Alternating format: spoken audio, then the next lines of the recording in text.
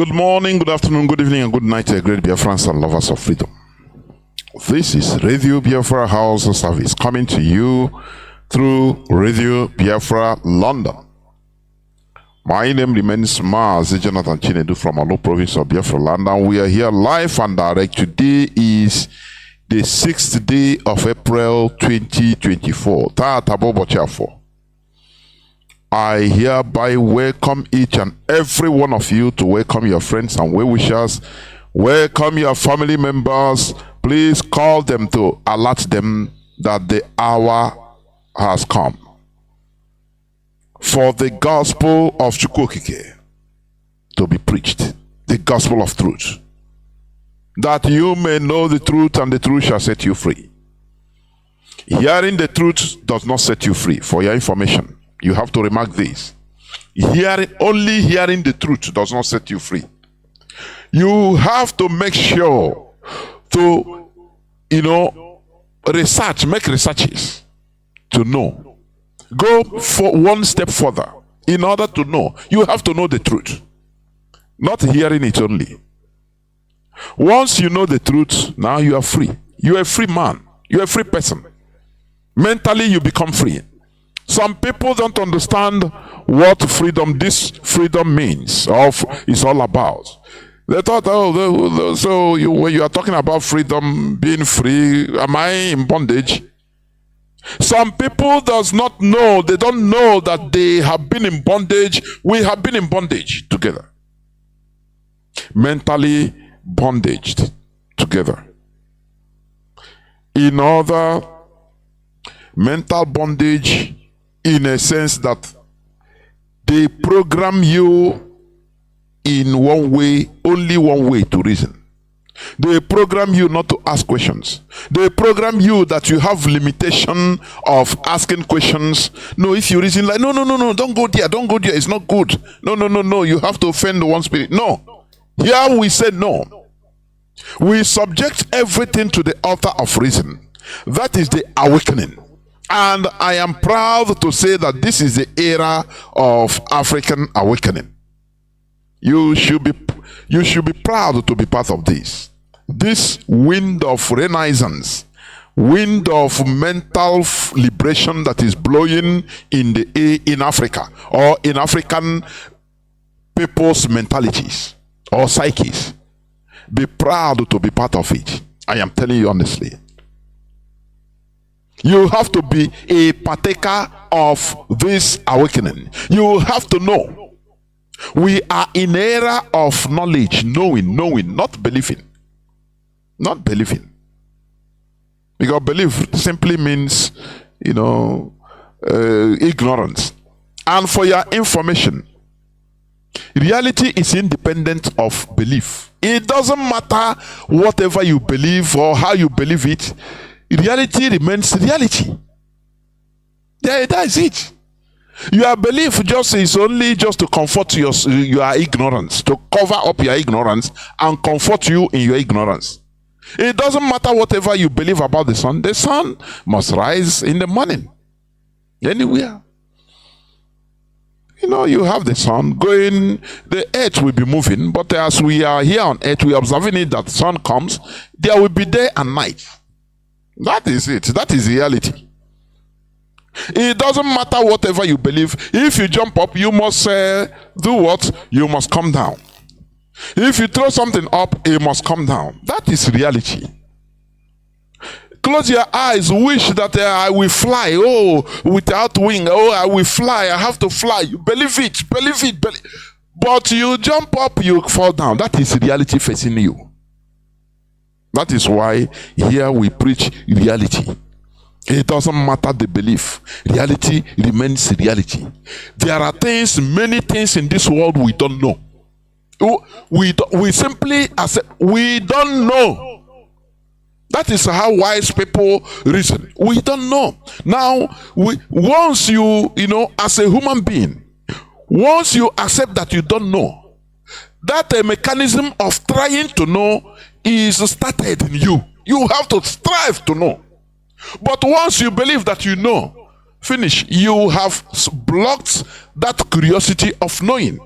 That mechanism that is inbuilt in you as a human being, in your common sense, for you to start questioning. Now, once you say I know, I believe, because you believe. So that belief have blocked your sense of knowledge. You understand? This world wouldn't have advanced as we are seeing it without asking pertinent questions, without people being highly curious about why this thing is working like this, to find out, whoa, there is force of gravity. Somebody found out that there is a force that is drawing something to the center of gravity, which is the earth, which is this, the ground we are standing on. Therefore, as that thing is, now you have to try to find out a counter force that will allow you to fly. That is how aeroplane came into being. If you say, no, I believe God did it like that, I believe. I believe. Is the way God created it.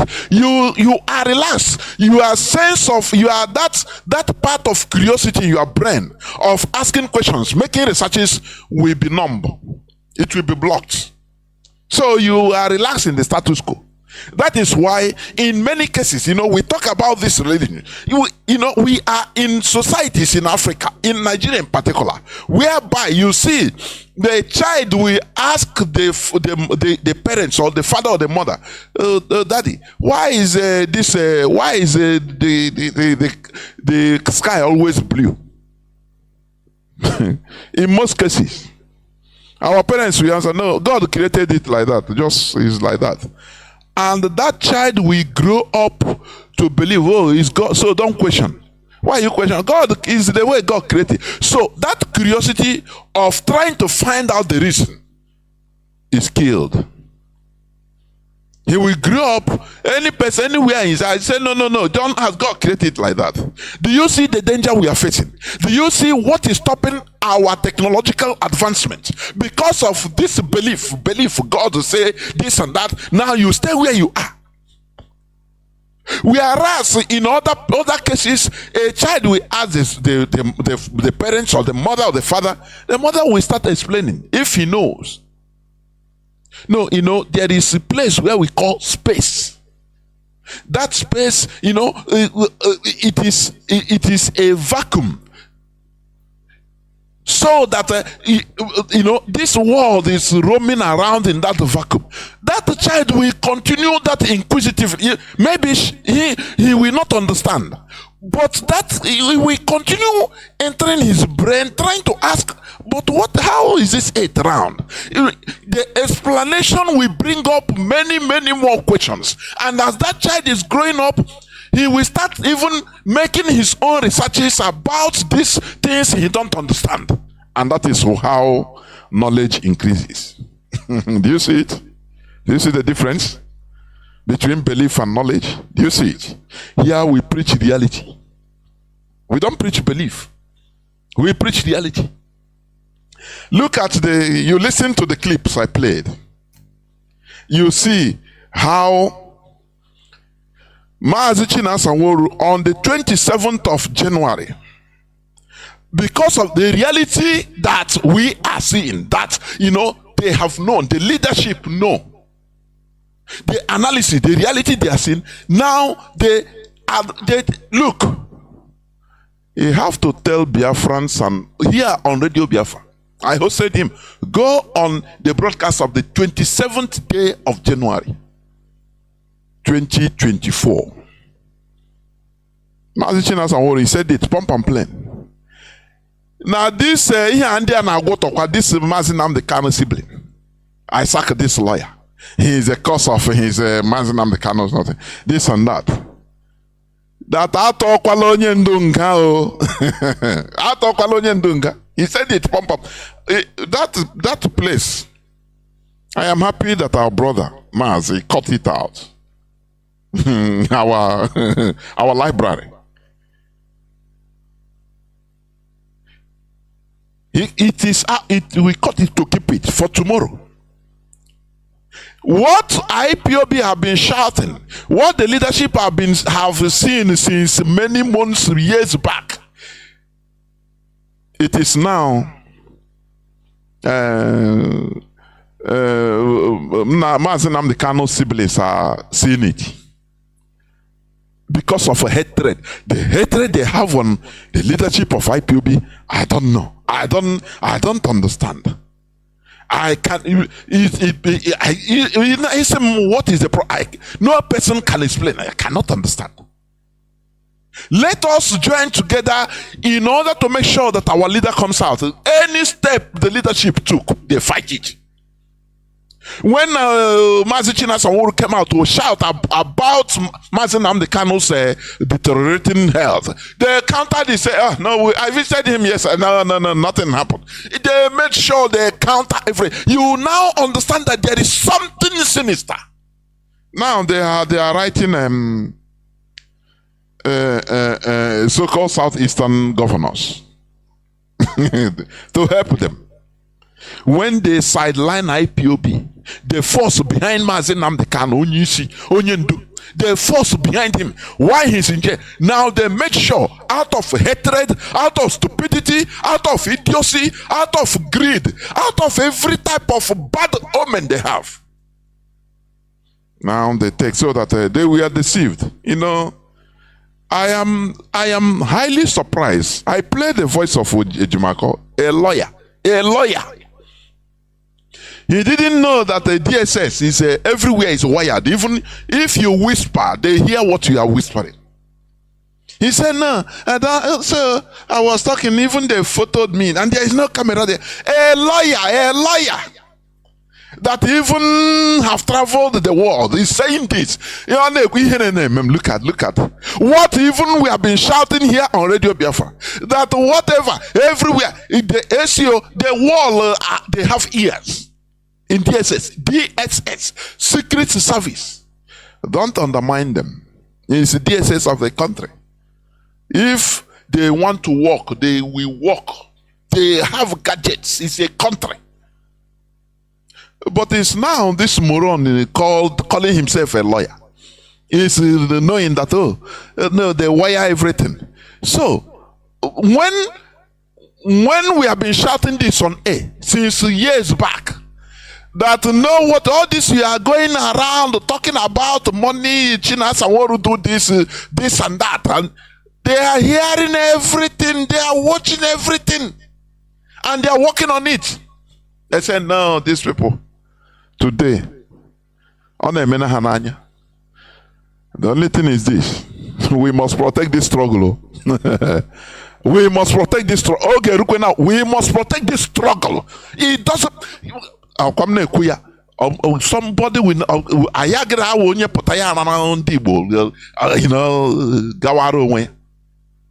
look at they are mocking. I play the clip where they talk about Kanu siblings who is only money.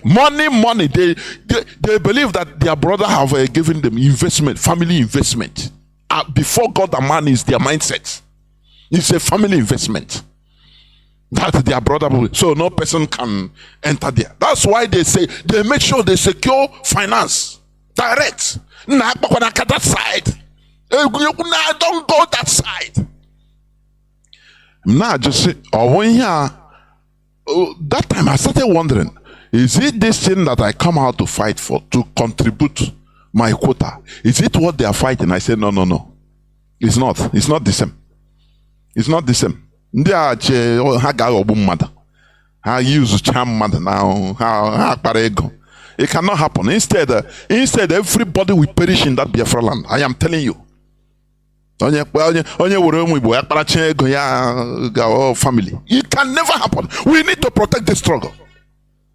It is our action that we free Mazi Nnamdi Kanu. Mazi Chinedu said it. Pump and plain.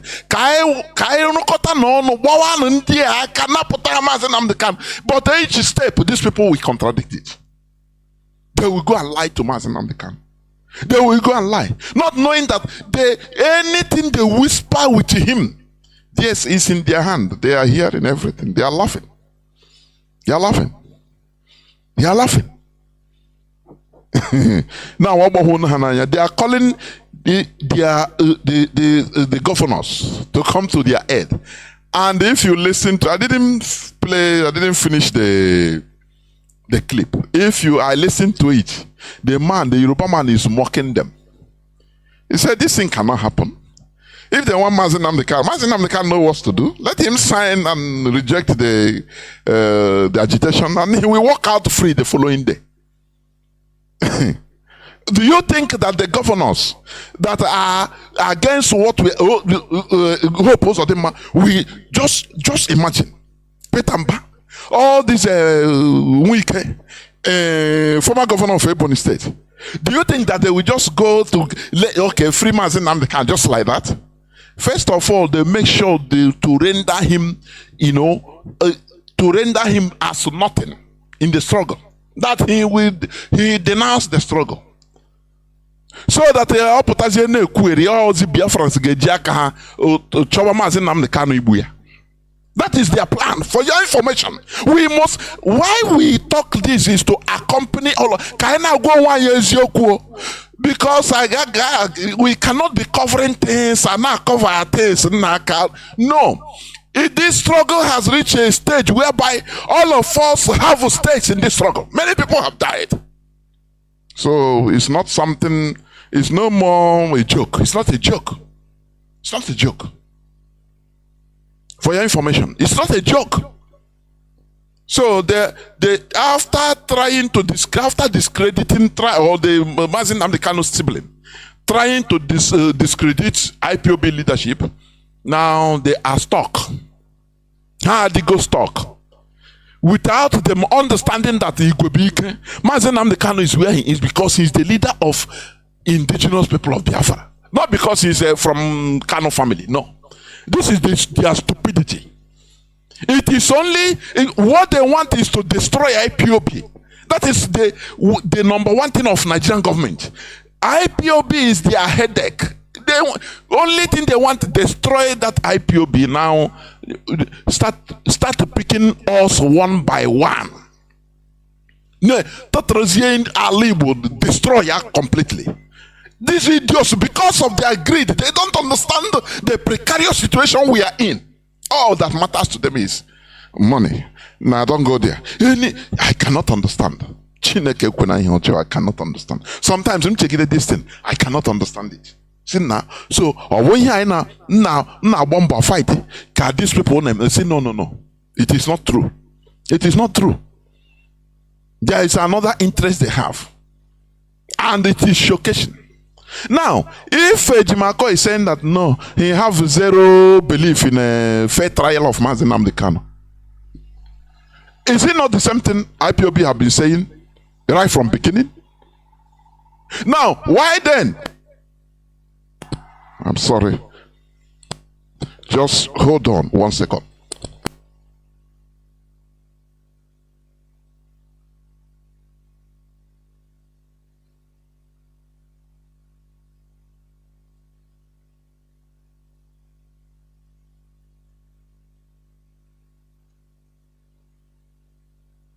If as I was saying, if Ejimako, Barrister Ejimako, now knew that, understand that, okay, Mazi Nnamdi Kanu cannot have a fair trial. Why then were he fighting our erudite lawyers, senior advocate of Nigeria, for that matter? Ejiofor and Ozekomo. Why? That they are the people blocking, they are the problem. Now he has taken over. He is stuck now. Do you see the wickedness in many of our people? Do you see the type of wickedness? It is something horrible. Now what do you want?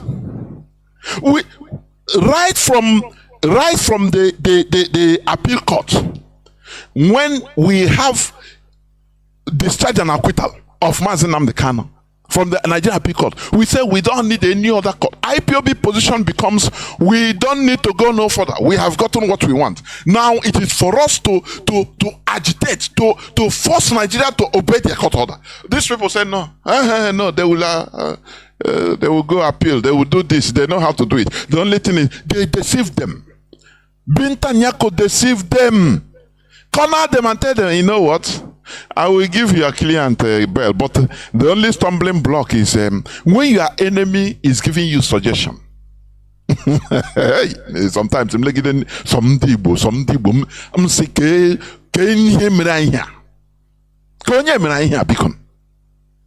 We corner them, just give them little titty talking tune. You know what? Remove Ozekome, remove Ejiofor, and if you're Ejimako, you're a good lawyer. If you handle this case now, I will give you bail. Don't worry, you apply for bail, we give you bail direct. That is what deceived them. They started calling Mommy Binta. Hey, Mommy Binta, don't worry, we'll do it. That is what made them start fighting. And this guy they take after. Don't you see how they deceive our leader? The first court after that, after removing Ozekome, our leader went to started shaking everybody that, oh, I have done what you want. The body language. I have done what you told us to do. So what is the everything is okay. Started shaking, even shaking demons and shaking. You all saw it. That I'm obedient child.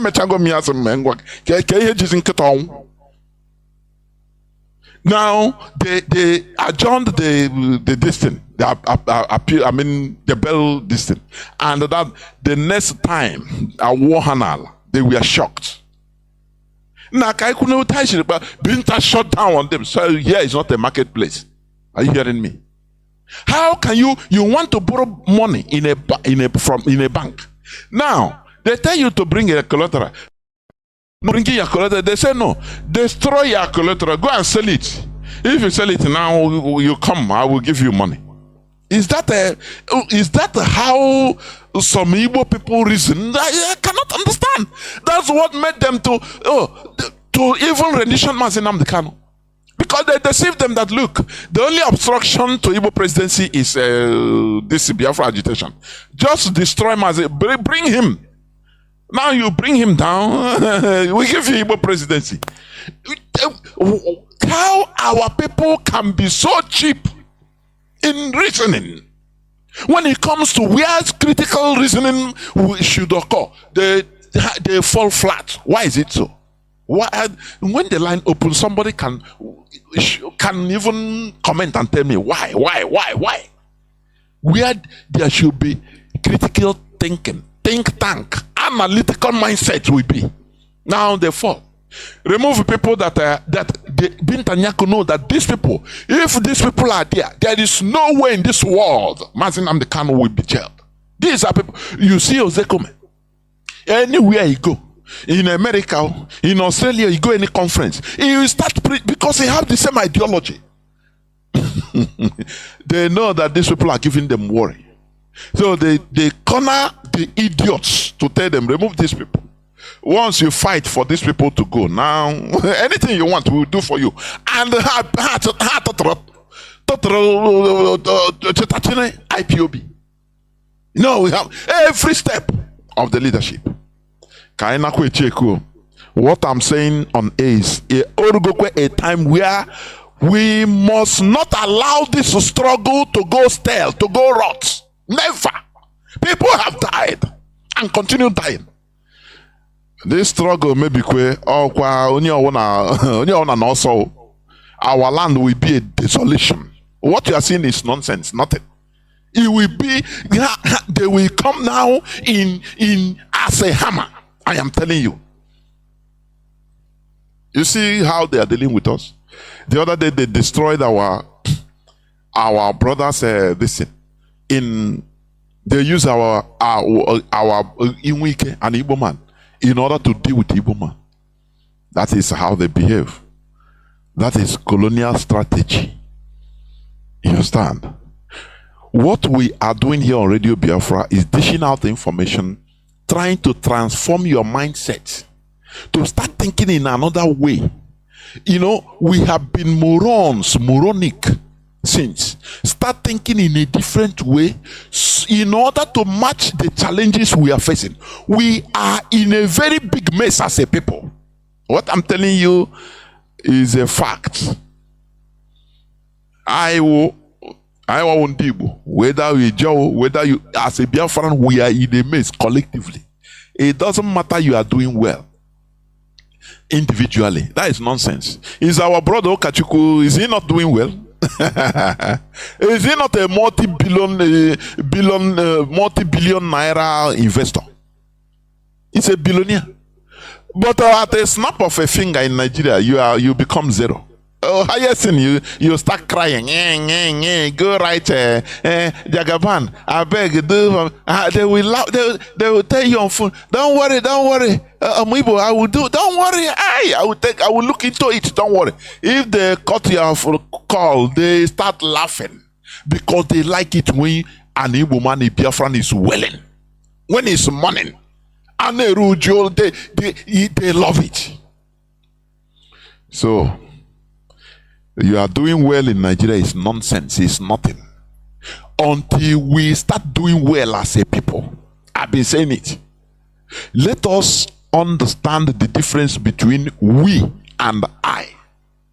We attach so much importance in I, in our land, in Biafrans. I am this. I can do it. You are nothing.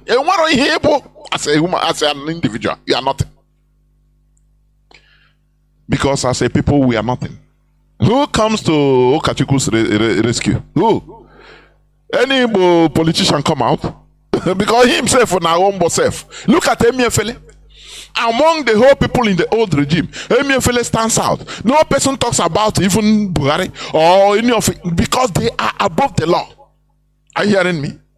So, him as an Igbo man, it doesn't matter where he comes, part of Igbo, and Bendel Igbo, he's an Igbo man. Is it not him they are drawing? So, the whole fraud about central bank is all on him. It's him that takes the initiative, is it not? Because he was, I na say, okay, sorongore mamini, chetako yakochangoro, ogedo akoto okay. That's the reality.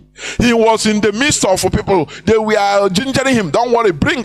Don't worry, sign. He will sign. They will give him assurance from the presidency. Who born you to talk? But when the repercussion comes, they single out the Igbo man. Do you see how they roll? Man, are we learning something? Do we learn something? The answer is no. The answer is no. We don't learn. You look at the time of Sanusi Lamido. Who touched him? Who dare to upon the billions and billions of dollars of fraud he even invested? He brought out for Boko Haram. He sponsored terrorism. Who are you to touch him? Who are you? But poor Emefiele, poor him as an Igbo man. If you are dealing, if you are in their midst, thinking that they will cover you, they are using you.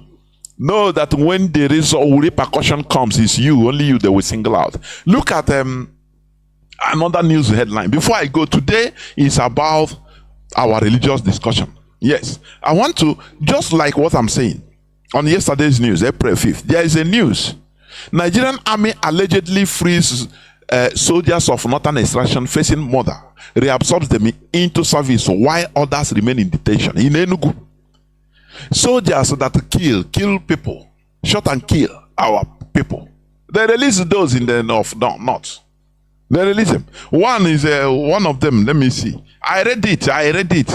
I was shaking head. I say, oh, it's the same thing Emefiele is suffering. Okay, so don't worry, mami.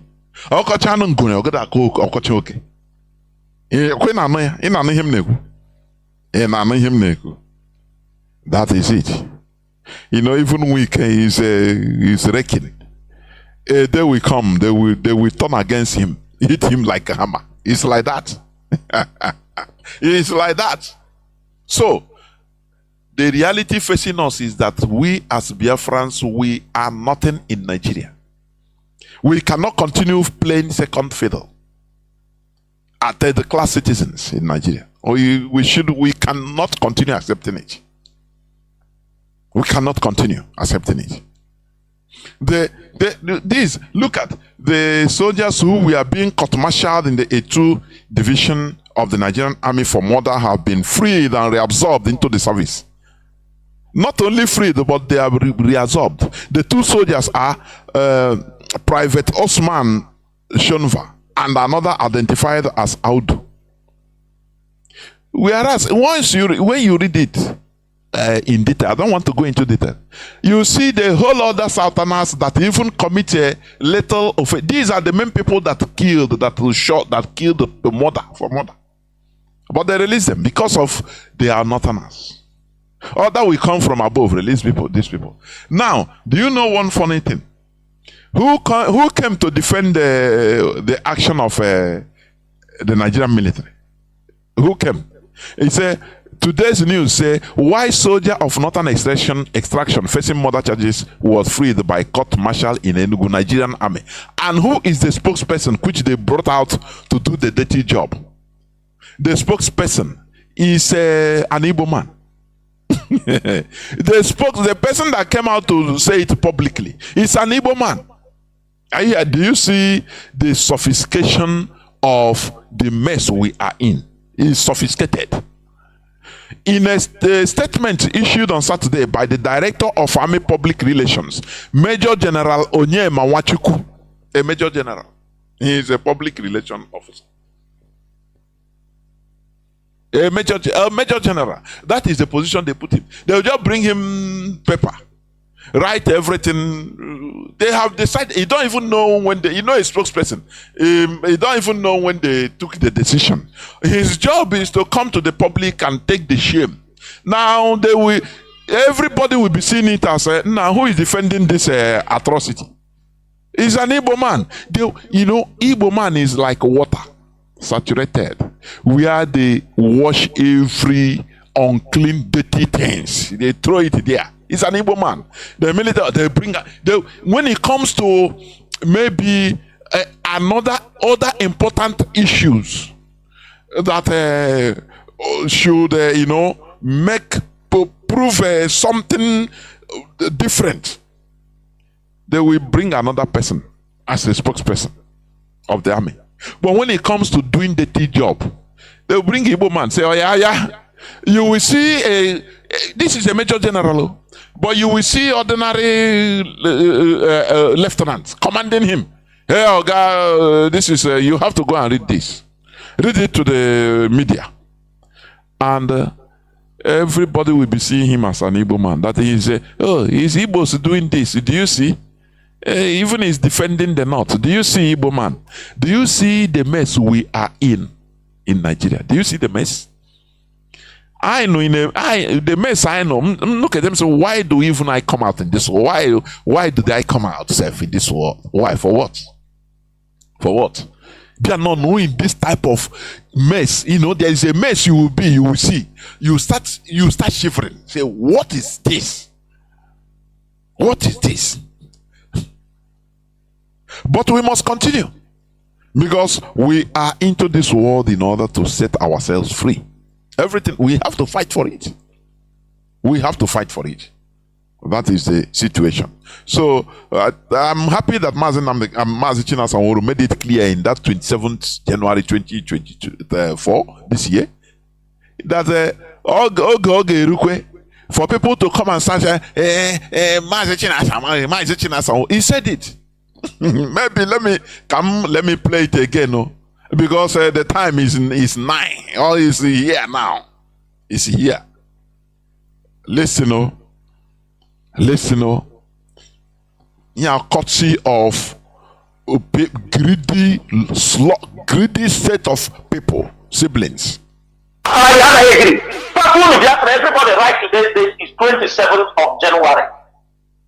The leadership is determined to do anything they will do with strategically how we have been do our research, conduct our plans, which we are not making it anybody complex. You see the people pushing to court.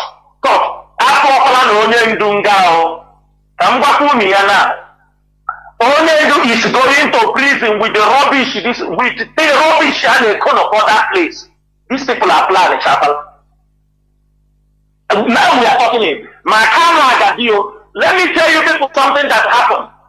You see the signal a day before the morning of the court, the morning of this court on 15 December. We are asking what are we expecting in the court on 15 December. We were told and they said that we have tried our best. If we go there, anything they say, it is the wish of God.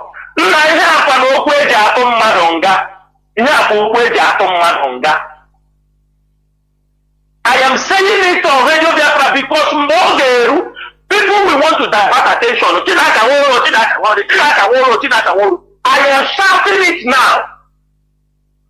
We stop all this rubbish court case, do this thing. Very strategic. It doesn't make a problem. Don't allow. Do you hear it? That's why it is good to speak, to talk. If the leadership didn't even speak, casino cannot work internally. By now, the siblings of iniquity would have outbusted, spread another propaganda. Are you seeing it? Do you see the reason why it is good to speak out? So this is in the archive. And you see the deceive Onyendu. And he expressed in the last court that he was completely disappointed with them. And the siblings of iniquity said, no, they muffled that side because they don't want him to speak out in that side. How they roll. Do you see how they roll? What you are fighting for is not what they are fighting. Our interest, which is Biafra, is not their interest though. Their interest is money. To hobnob with politicians and get money and get position. That's it. They are seeing IPOB as a family business. That their brother Eburu na house. I know dear. Na kawasio one is hawana put the result. Let me go to the topic of my today's submission, please. The topic of my today's submission, today being the 6th of April 2024, we are still in the series Continuous Colonial Legacy in Africa series. Today, I'm still talking about religion as one of the continuous colonial legacy in Africa that is still haunting us. Whether we like, whether we accept it or not, that is the reality. That is the reality. Sometimes I wonder how people used to spread all this propaganda and lies that we are bringing division in Igbo land. No, in Biafra. No, we are bringing division. I start wondering, I say, what type of division? Is it not the same propaganda that was being spread by the caliphate when Mazi Nnamdi Kanu started new? Oh, the call for Biafra is a call for war. That is what they continue hammering. Is a call for war. Is a call for war until we defeated them. That look, it is self-determination. It is not call for war. The same way we are going to defeat these people that are don't talk about religion. Don't talk about it. You will divide Biafra. I say, are we not divided before? Religion divided us. I have seen many people that they are not members of IPOB because of the church, their belief, their faith. I'm not telling you that I had. I saw it. Not one, not two. But I cannot join you people now. I'm only Jehovah, so I don't have something in common. We don't have is our code. Do you see it? No. What I cannot join you now with unbelievers. You see people spewing out this against their brothers, and you are telling me that look, we are together, that we are bringing division. Chineke meno nepere. You people that spread falsehood. You know that lies don't stand the test of time. Look at, don't you see Onyendu's sibling? Haven't they been lying? Now they are stuck. The people they are going to is politicians. people that hate Mazi Nnamdi Kanu with everything to help release him. What condition do you think that they will only go and tell him,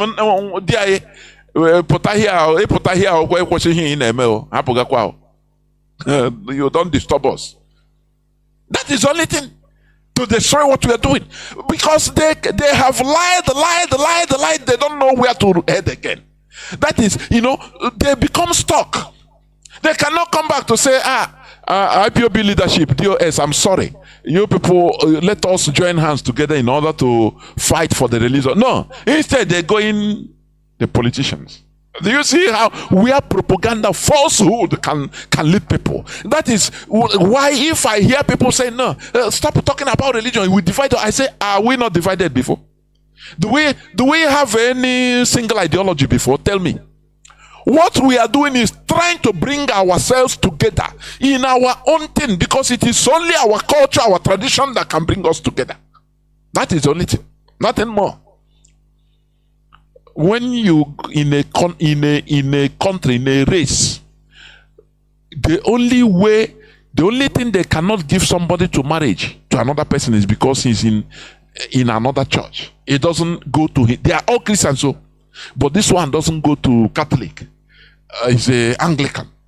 He's Assemblies of God. Now they see themselves as enemies. Where people cannot go to village. Why? Their pastor tell them that in your village there are people that are fighting you. So if you go there, if you give somebody money, cash, you are gone. Your business will go down. What is? Can people reason, for goodness sake? Is it not people? Is it people in unity? This thing they brought to us divided us into shreds. That is what we are dealing with. And some people come with the propaganda that, we are, bringing division in this. Anyway, as I used to say, when the lines are open, you can come up, counter what I'm saying, but we have to be civil. If you call anytime I am here on this microphone and you call and you cannot listen, we cannot have civilized debate. You cannot allow you call to rant. I don't care. I will cut you off so that you continue ranting in your bedroom. Here is for civilized debate. That type of debate that made George Washington to risk his life to be going to Europe at that time in 18th century, early 18th century, through ship, through steamship, spending months on the sea. He can die. Their ship can throw him overboard, or tempest can occur, and he will lose it. But there is something he saw. The meetings is going, awakening the Renaissance, the Enlightenment programs, so that to listen to people. That is civilized debate. What makes people to lose their lives is what we congregate here on Radio Biafra for us to reason, not ranting, for goodness sake. Not ranting. So that when you call with I welcome your opposing arguments with all my heart. But there is a but there, a condition that you must be civil. We must be reasonable. We argue, we debate to learn from each other. I can learn from you because I'm not Mr. Know You All. You understand? I can learn from you. People listening can also learn from you. And you can also learn from us, from me. So when we are debating, do not let it not be personal. Let it not be personal, for goodness sake. Let it be a debate for mutual learning, so that if you ask me a question, you allow me, I answer you. If I ask you a question also, you answer. That is how it goes, and we'll be learning. But when you come to quote for me that your own is superior, that that is what you believe, that you have no space in my program, please. That if I accept it or not, that is the way. I'm seed from here. That is it. So we must continue. So I am talking about the continuous colonial legacy in Africa. I hope my voice is coming out because my dashboard is okay. is okay. Let me see. It seems sometimes my mouth will be out of the microphone, far from the microphone, but let me adjust. Let me see. I hope my voice is coming out. Let me see. Because I don't want. Yes.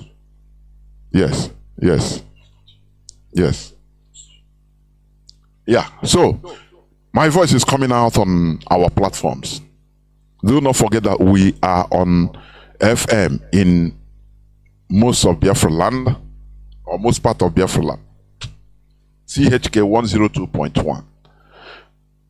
Also on satellite, on application IPOB Community Radio, and you add Simple Radio. Oh, sorry. Is it Simple Radio? Yes, Simple Radio, yes. You can download Simple Radio also as a backup.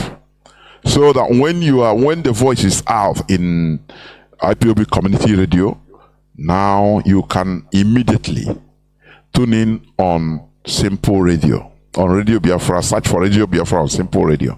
On the social media, we have different platforms of listening to this hallowed platform. Therefore, we must continue. As I said, today being the 6th of April 2024, Bochafo, we are talking on the continuous colonial legacy in Africa. And today we are talking about religion in our land. Religion, isolation from our own culture. That is, it is called cultural genocide. What the Europeans did by introducing their religion to us. Many people don't understand what is violence. Violence is not only you carry knife or carry gun, kill some. No. The word violence can be defined to extend far beyond the pain and shedding blood. I want to come somewhere for you to understand what they did to us through this subtle way. It carries the meaning of physical force, violent language, fury, and more importantly, forcible interference. Do you know that the Europeans, they interfered with our way of life by imposing their religion on us? Do you know that it is violent? That is called violence. Is tantamount to cultural genocide also. Now they turn us mentally, we start fighting against our own thing. Do you know that is violence? For many people, only physical violence truly qualifies as violence. No. But certainly violence is more than killing people. Unless one includes all those words and action that kill people slowly. Kill people. I want you to observe that phrase. Kill people slowly. Since the introduction of this religion, our people, we started dying slowly. Slow. Because of the mentality, our mentality, they change it. You understand? No more due process. Look, do you know how this religion promotes even crime in our land? Because of this quest for miracle. No more due process. You just say and all your problems will be solved. Just believe in me as a man of God and all your problems will be solved. Do you know how many people that are into crime because of this? Do you know that? Okay. Certainly, violence is more than killing people, unless one includes all the words and actions that kill people slowly.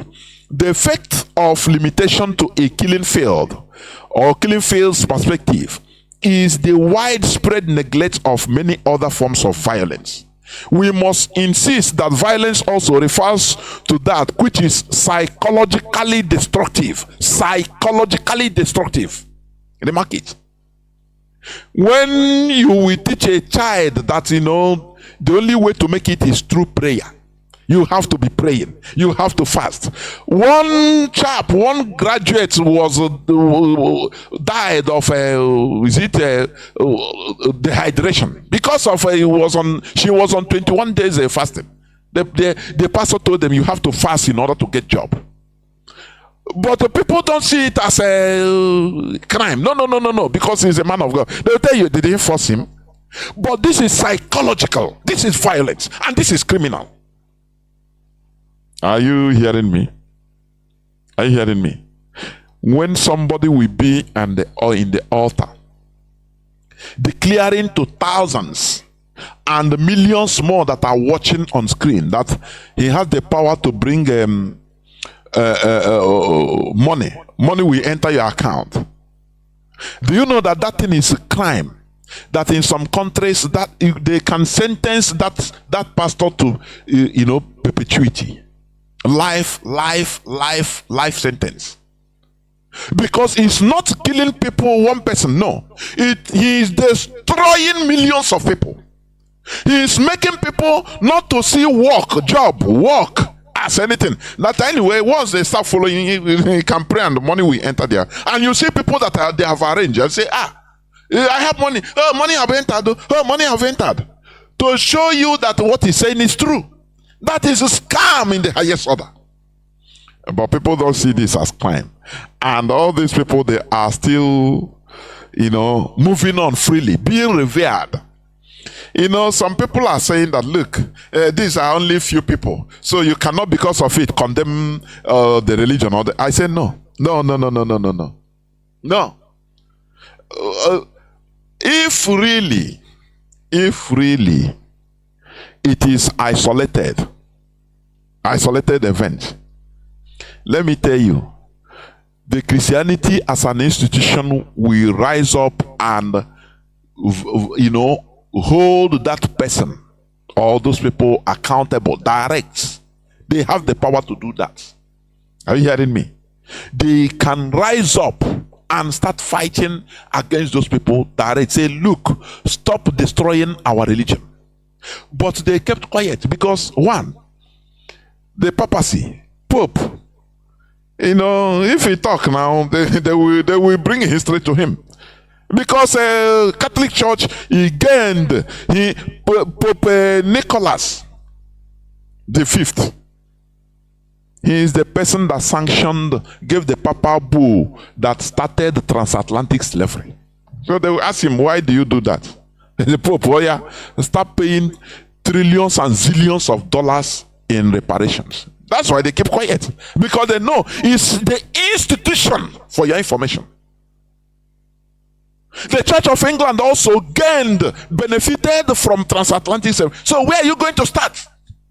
When people say no, it is isolated, this thing is only one person, you cannot, because of a few people no, it is institutional, for goodness sake. I am here to prove to you that it is institutional. It is not something isolated. Otherwise, it is even the church itself, the religion itself will rise up against any person that is trying to use their religion in order to do it the way, because it's the same Bible, isn't it?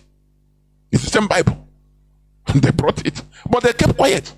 After all, people are miserable people selling water, contributing money, which they, as in Nigeria, they are sending to Rome. What is it? Is it not a crime? Rome.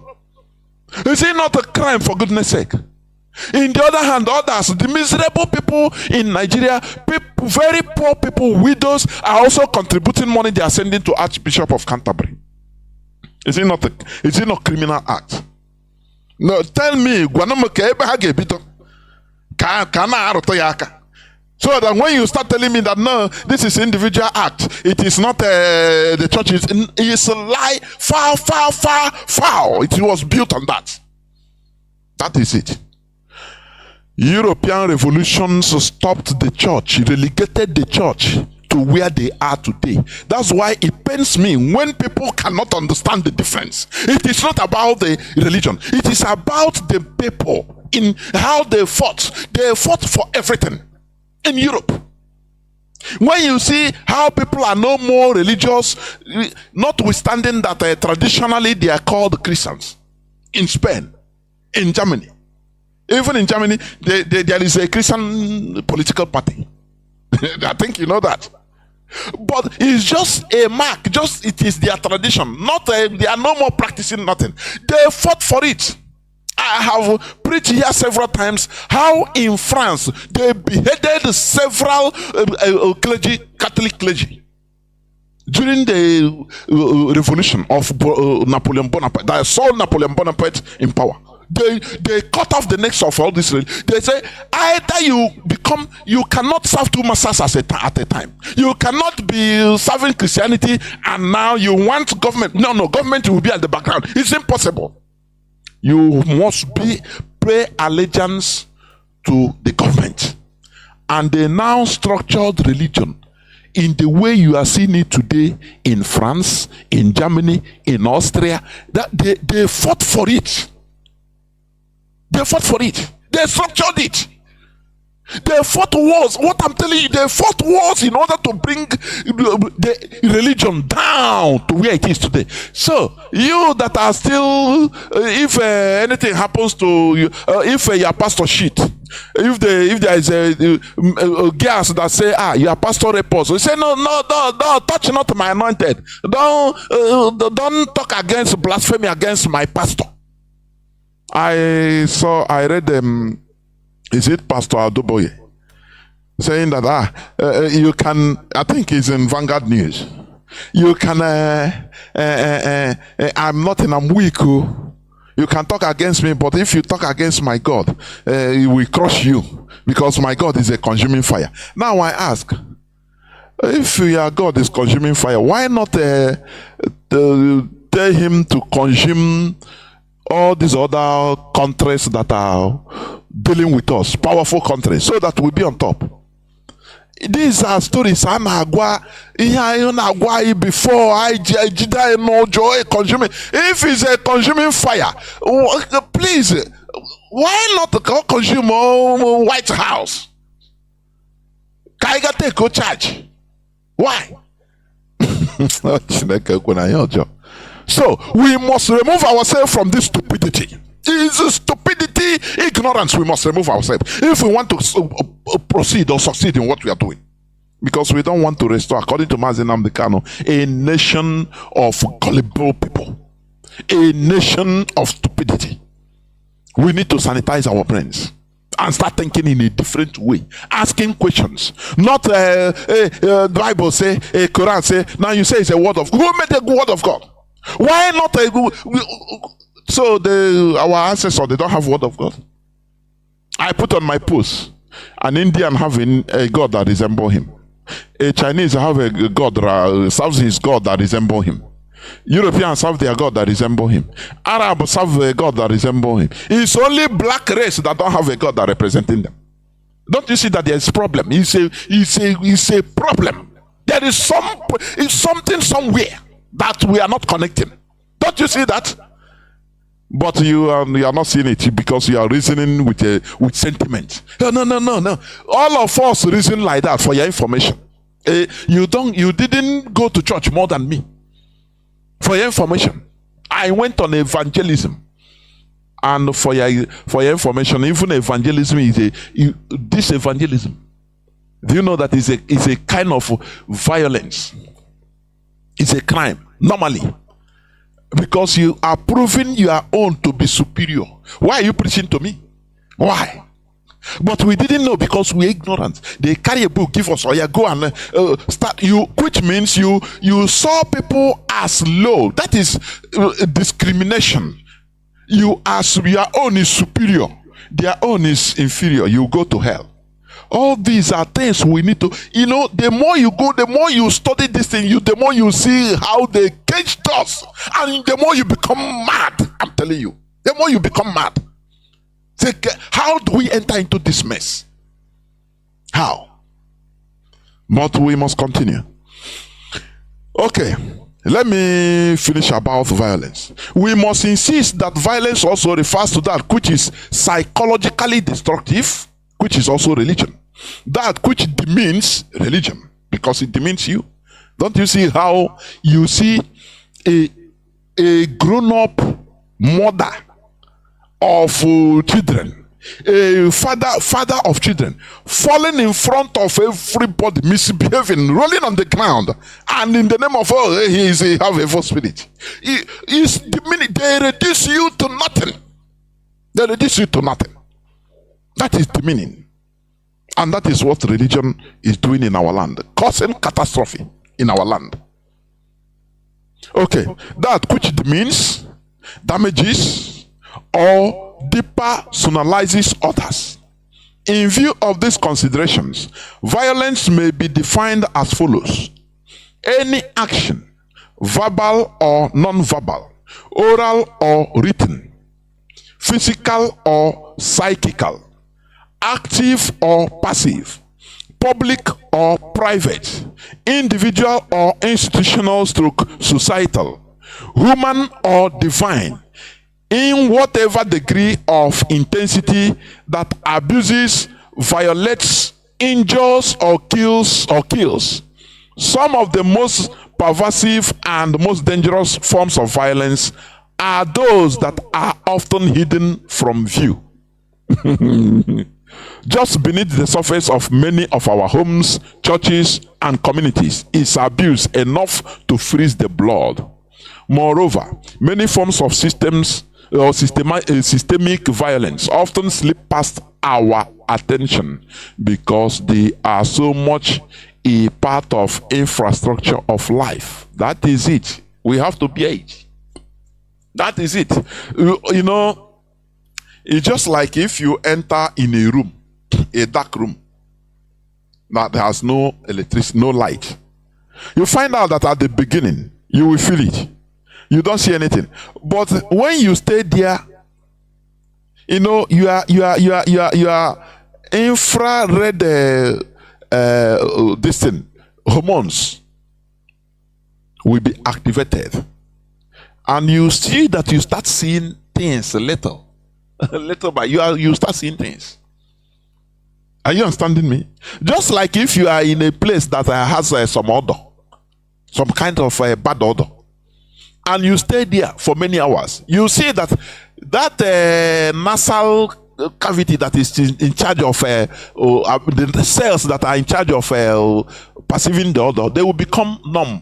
They become tired of sending signal to the brain that, oh, there is this odor, there is this odor. You will see that you get accustomed. You don't perceive the odor again because they are tired. The cells are tired.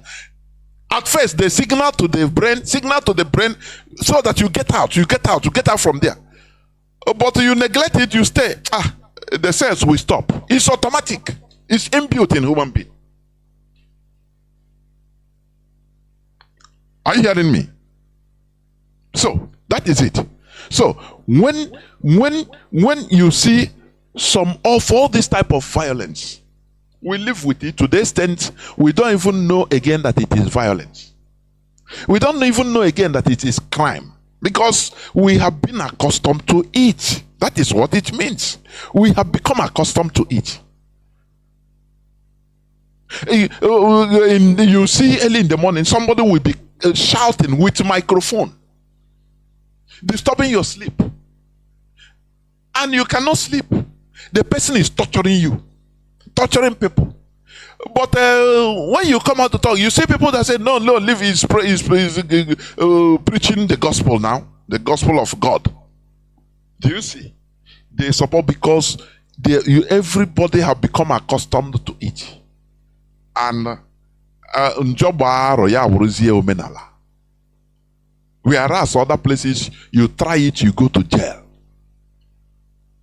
Do you see what I'm trying to explain? Do you see it? Are you hearing it?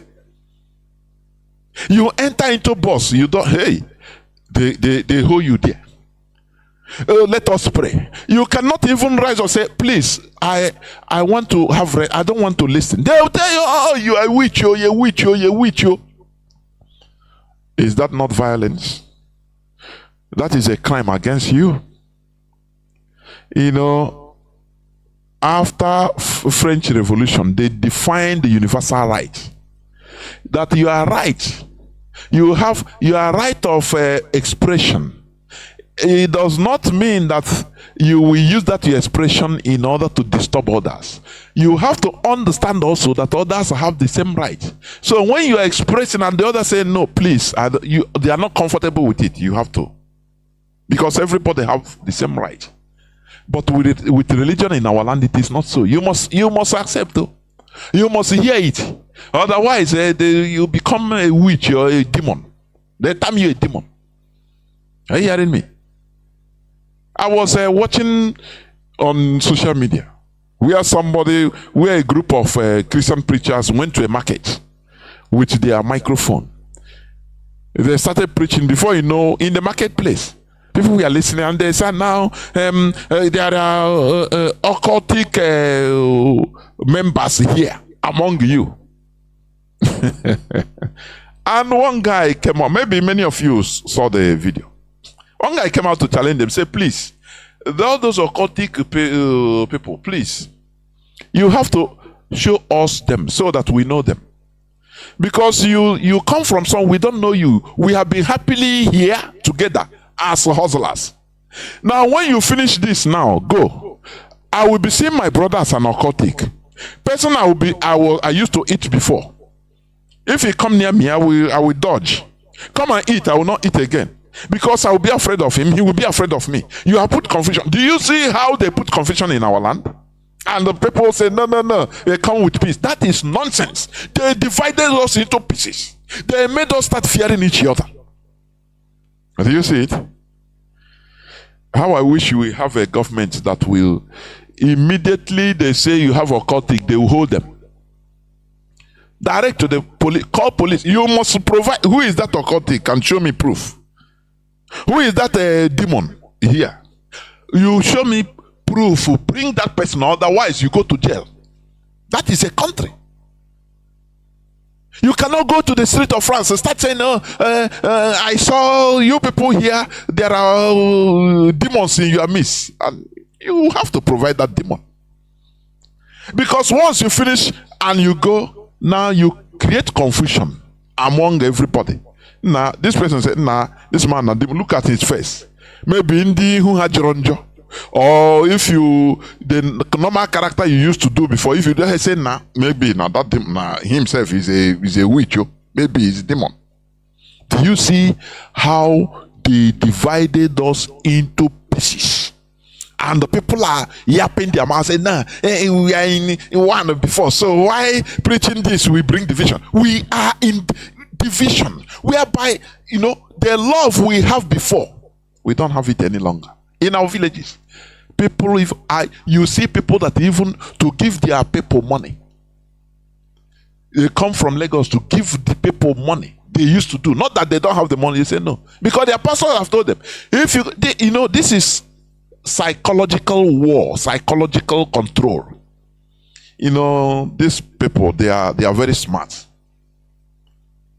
Before going to, they continue preaching to you. Your problem comes from your village. But I used to ask, if you are doing fine, they will not tell you that your problem comes from a village. I mean, your uplift comes from your village.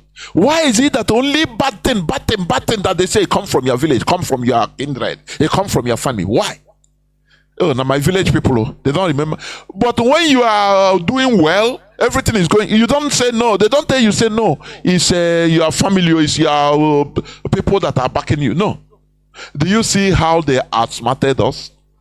That time they will tell you, the pastor will take glory that is his prayer, is Jesus that is doing it for you. Now you have to be paying. But once evil, any type of evil, as they destroy Kachuku's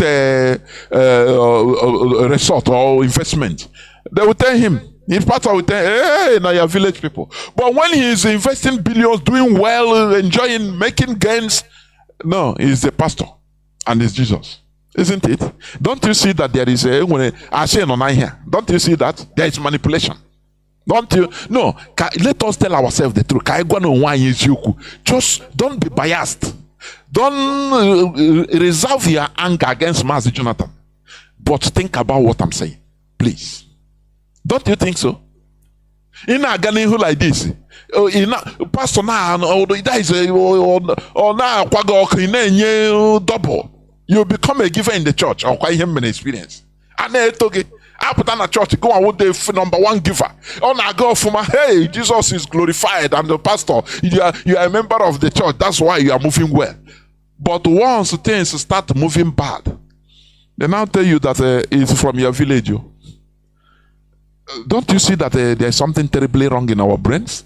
It's manipulations. Don't you see that? No. Go on and don't you think on a dragging common like this, Pastor Ginne. You are a representative of Jesus, so you can name Jesus because Jesus won everything, but they don't have money, so you have to be giving. To Jesus through pastor. Hey, anything in them, ibu fi, buru here, buru to so no ziri, nyega pastor ne oniri nebu. Now, what business give me wezri ke leg? Or what was again? I will not fight again from your village, which means any bad thing is your village. You put in enmity. What you go enmity? So that the young we are savior. Your villagers are the people that people that train you. When you were small, they didn't kill you in your village. Now, Ozzy, when you have to give back to the village, they'll hijack you. Do you see how they do? So that anything you don't do, you don't remember your village, you say na bad people. He will manipulate you if you go back to the village. Don't ever give any person any money. Don't ever give somebody money. Because that money, they will use it. Oh, this thing I'm saying now, you will see some people say, now, it happen now, it's true, it happen no, Mazi Jonathan, it happen no. What didn't know they happen in this world? Tell me. No, just tell me. What will you say? Say it doesn't happen. I honestly speaking.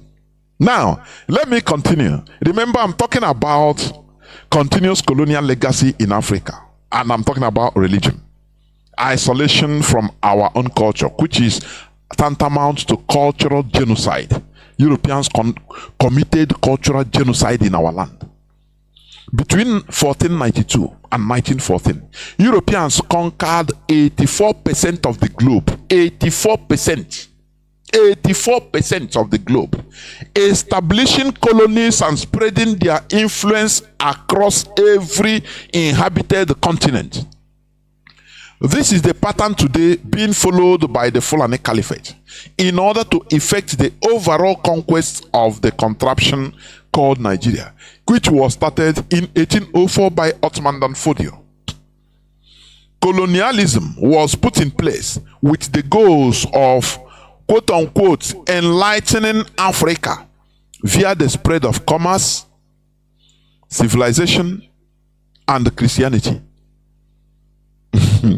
Do you see how they come? Do you see how they come? King Leopold II of Belgium, who callously owned present-day Democratic Republic of Congo as his personal property, sent a letter to missionaries instructing them to wipe away all African spirituality and supplant it with Christianity. He told them to take away the Africans' identity and pacify them into docility. That is, making them behave that they came to serve them. Did you see the job of the religion they brought to us? To make us docile. The way you are defending, it's Oyibo that do this, it's them that brought us, is what they worked hard for. They did it. So that what we are defending today is the end result, what they want you to be doing. Is a program. So as to make the exploitation of their natural resources for profits an easy process.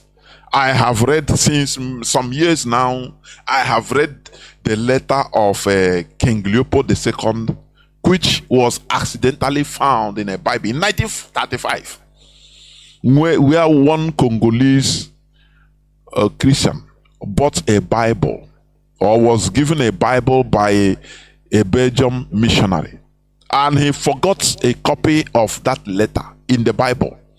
The man, do you see how Chukwuoke can do it? Otherwise, we wouldn't have known it.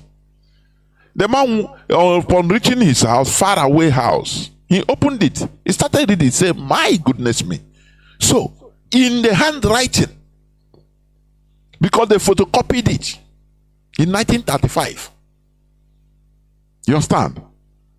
You know that time printing machine has come out to photocopying machine, but in a way, they call it duplicating machine, duplicated.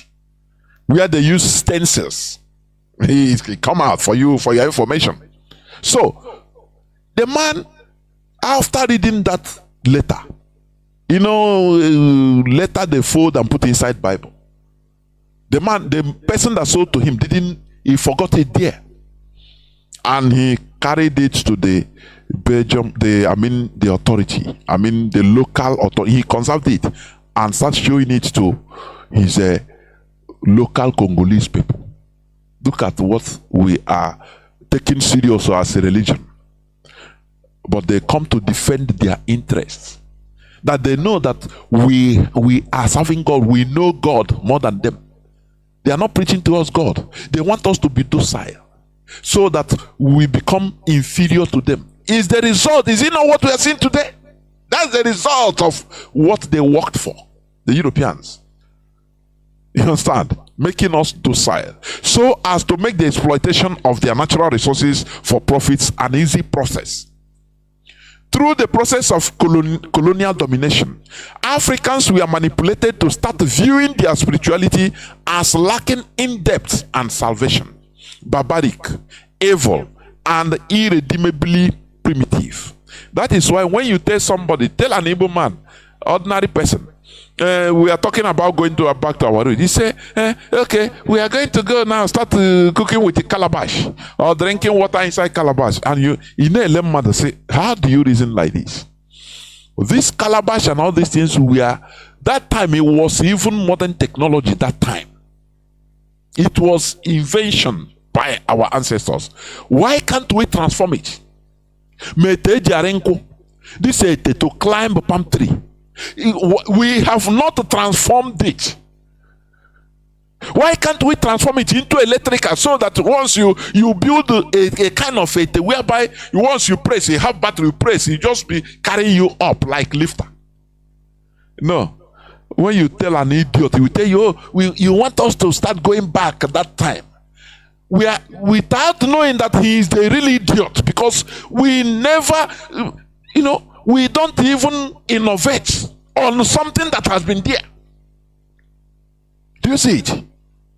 Do you see how Ewa and all these things, which have been African, talking drum, balafon? Do you see how Oyibo smartly inculcated it electronically inside the keyboard, so that it will be having the sound of just like what I used to play before I start my program. All these Biafran kids from Akwa Ibom, very smart kids, playing that thing, they call it balafon. You're playing that. Or what is the name? If I'm mistaken, I don't know. But that is African, invented in Africa. Now you both smartly inculcated the sound in electric keyboard. In Akwa, you're not talking. Why can't you do? What innovation have you brought as this generation? But when we say go back to our, we say no, are we going to go and live in the bush? Because you are idiots.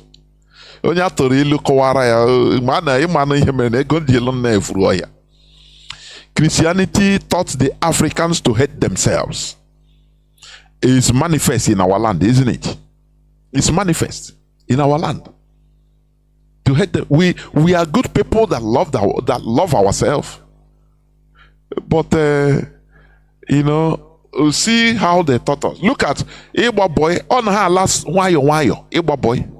Because no boy now is ready to stay 5, 6, 7 years, 8 years even to serve Oga. Whereas he can have miracle money.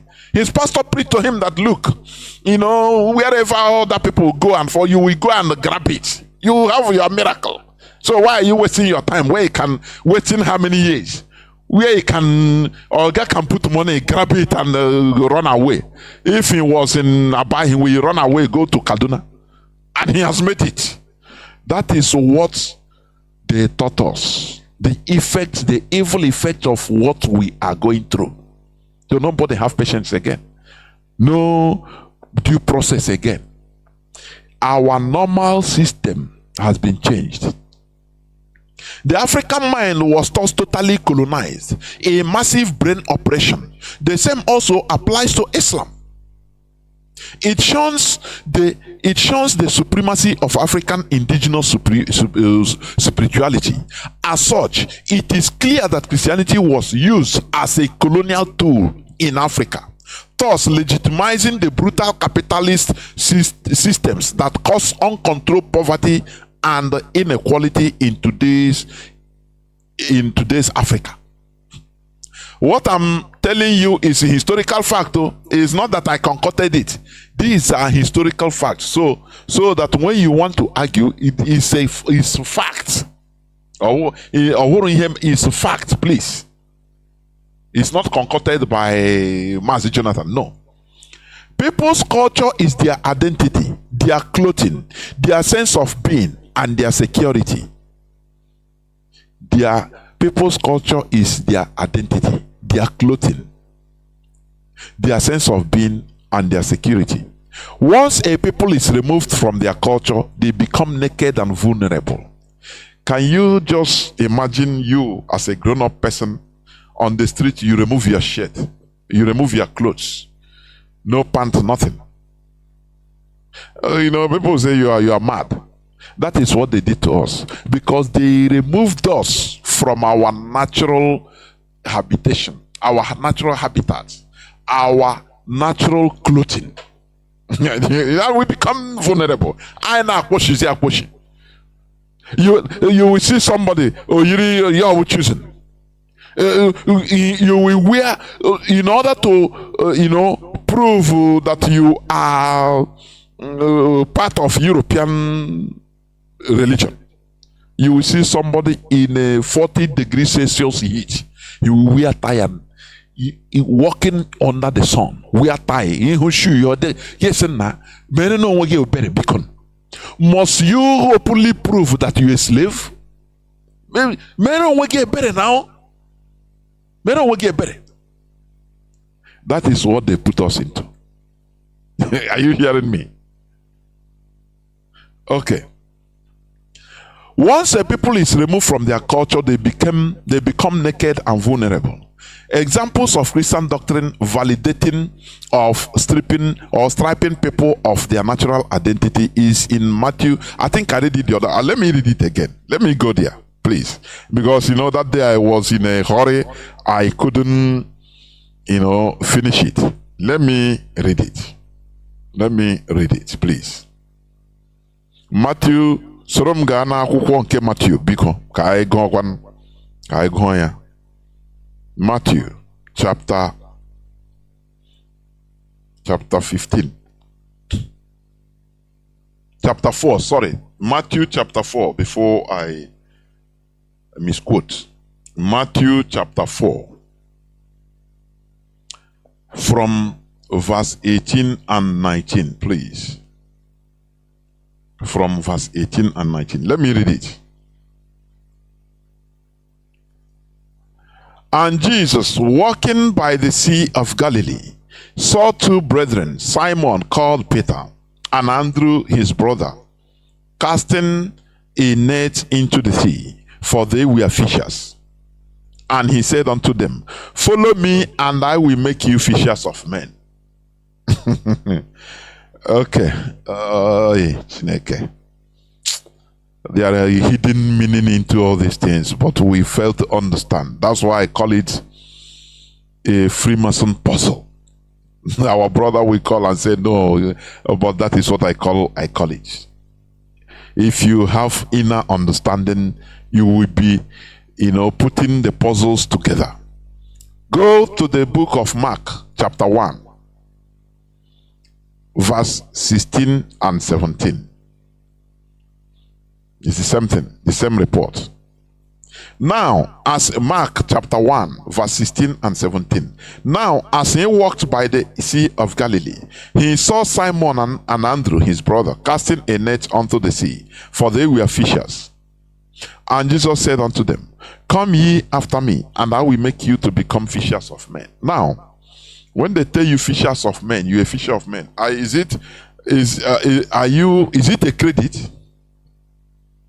Is it a credit? A fisherman, is he loved by the fish? Actually, because na mani na n'olum na Biafra land because na ngana mte. Onye na-egbu azụ, onye ọkụ azụ, ọ na-azọpụta azụ azọpụta ka ọ na-egbu ha egbu because a fisherman, once you remove the fish from the river, from the sea, you remove them from their natural habitats. They become dead. So that you can manipulate them as you want. You want to kill them, you want to, eat them, you eat them. You want to throw them, to use them as manure. Grind them, you grind them. You want to dry them, you dry them. You want anything you want. Because you have removed them from their natural habitat, from their tradition. Because tradition, our natural tradition is like the sea for fish. You thrive only in your tradition. That is why when you see any religion, people that are the owners, the alma maters of that religion, look at their country, they function more better. Even they use that religion, they function. Look at Saudi Arabia. Look at Qatar. Look at Kuwait. Look at Middle Eastern countries. They are developing, but they are using their religion because you don't have to teach them from anywhere. They will tell you that spirit. They will tell you Muhammad come from here, so don't Islam come from outside. So we use it as we want. But look at wherever that it is imported. Look at the confusion. They enter from one confusion to another, one problem to another. They are fighting because of that religion. They are using that religion to fight. Whereas the origin of that religion, they are using it because it is their thing. It is their clothing. They remove you from the water. You become vulnerable. You become naked and you become dead. And Jesus told them, as you are killing the fish, come, stop killing the fish. I will turn you into killers of men. Is it not what it means? I will turn you into killers of men. Remove people from their tradition and culture, and they become obsolete. They become zombies. You manipulate them as you want. You start telling them that you have miracle money because there is things they don't know. It's a tradition they didn't know, so they become perpetual students. You see that? You can manipulate them and say, God of Israel do this, he do miracles, so I will do it for. They believe because it's not their thing. But in our own Igbo tradition, you cannot teach us with our tradition. You can't scam us with our tradition. Forget about these people that are doing okay, because I know that it's where you are going. This, they learn it. It is from the religion that is in our land. I've been saying it right from day one. I've been saying it. It's what they learn from Christianity. Miracle. Coming to, you once you come, your life will change. They learn it before. There is no history of our people, our ancestors, telling us that Chukwu Abiyama will farm for us, or you stay and yam will full everywhere for you. No. You understand? A puta early in the morning to go to farm. A go for they come naga, come reko bioko, come ga, come tinye kome, ige tinye. But this one, once they start this just come the one you have, sow seed, and before you go, you can meet jam money that you didn't work for. That is where they learn all these things. Are you listening? Are you listening to me? So I would like somebody to, when the line is open, how do you explain that you want to turn, that you are, as a fisherman, you are doing favor to the fish? I want to learn. I want to learn maybe from your point of view. I want to learn. How do you think that a fisherman that is killing fish, removing fish from the river that is their natural habitat, that you are doing good for the fish? Now I tell you, as you are killing the fish, now don't worry, I will turn you into fishers of men. That is killers of men. You kill the man so that he becomes zombie following you. You don't ask question. No. Why they say no? Don't ask question before you talk against the Holy Spirit. And you keep quiet. Anything he tell you, so kneel down and start chopping sand, you start doing. Because you have become, is your fisher. Is what is written there. Is in the Bible. Are you hearing me? It is not a makeup. So I don't know how you might interpret it, because in everything they put context, they contextualize it. But let me tell you, contextualization doesn't work in everything, because if you start contextualizing everything, I can insult you and say, "Oh, Emeka, you a goat." We do so. I say you a goat. I can contextualize it, say, no, let me explain. No, the way I say you a goat, not really that physical goat you are seeing. It's because of the way, you try to give explanation. That is the contextualization. It is not that. What you have said it. You are just defending yourself. So what we read is there, physical, glaring in our eye, at our eyes. It's there. The meaning is there. So anything that it is not a spiritual, physical, it is spiritual. It is no. Fishermen, if fishes can talk, do they love fishermen? If fish is fish also. If they see a fisherman coming with a net, so they love him, say, oh yeah, our friend. No. They know that their killer is coming. If for example, is animal that have brain, they will run. You understand?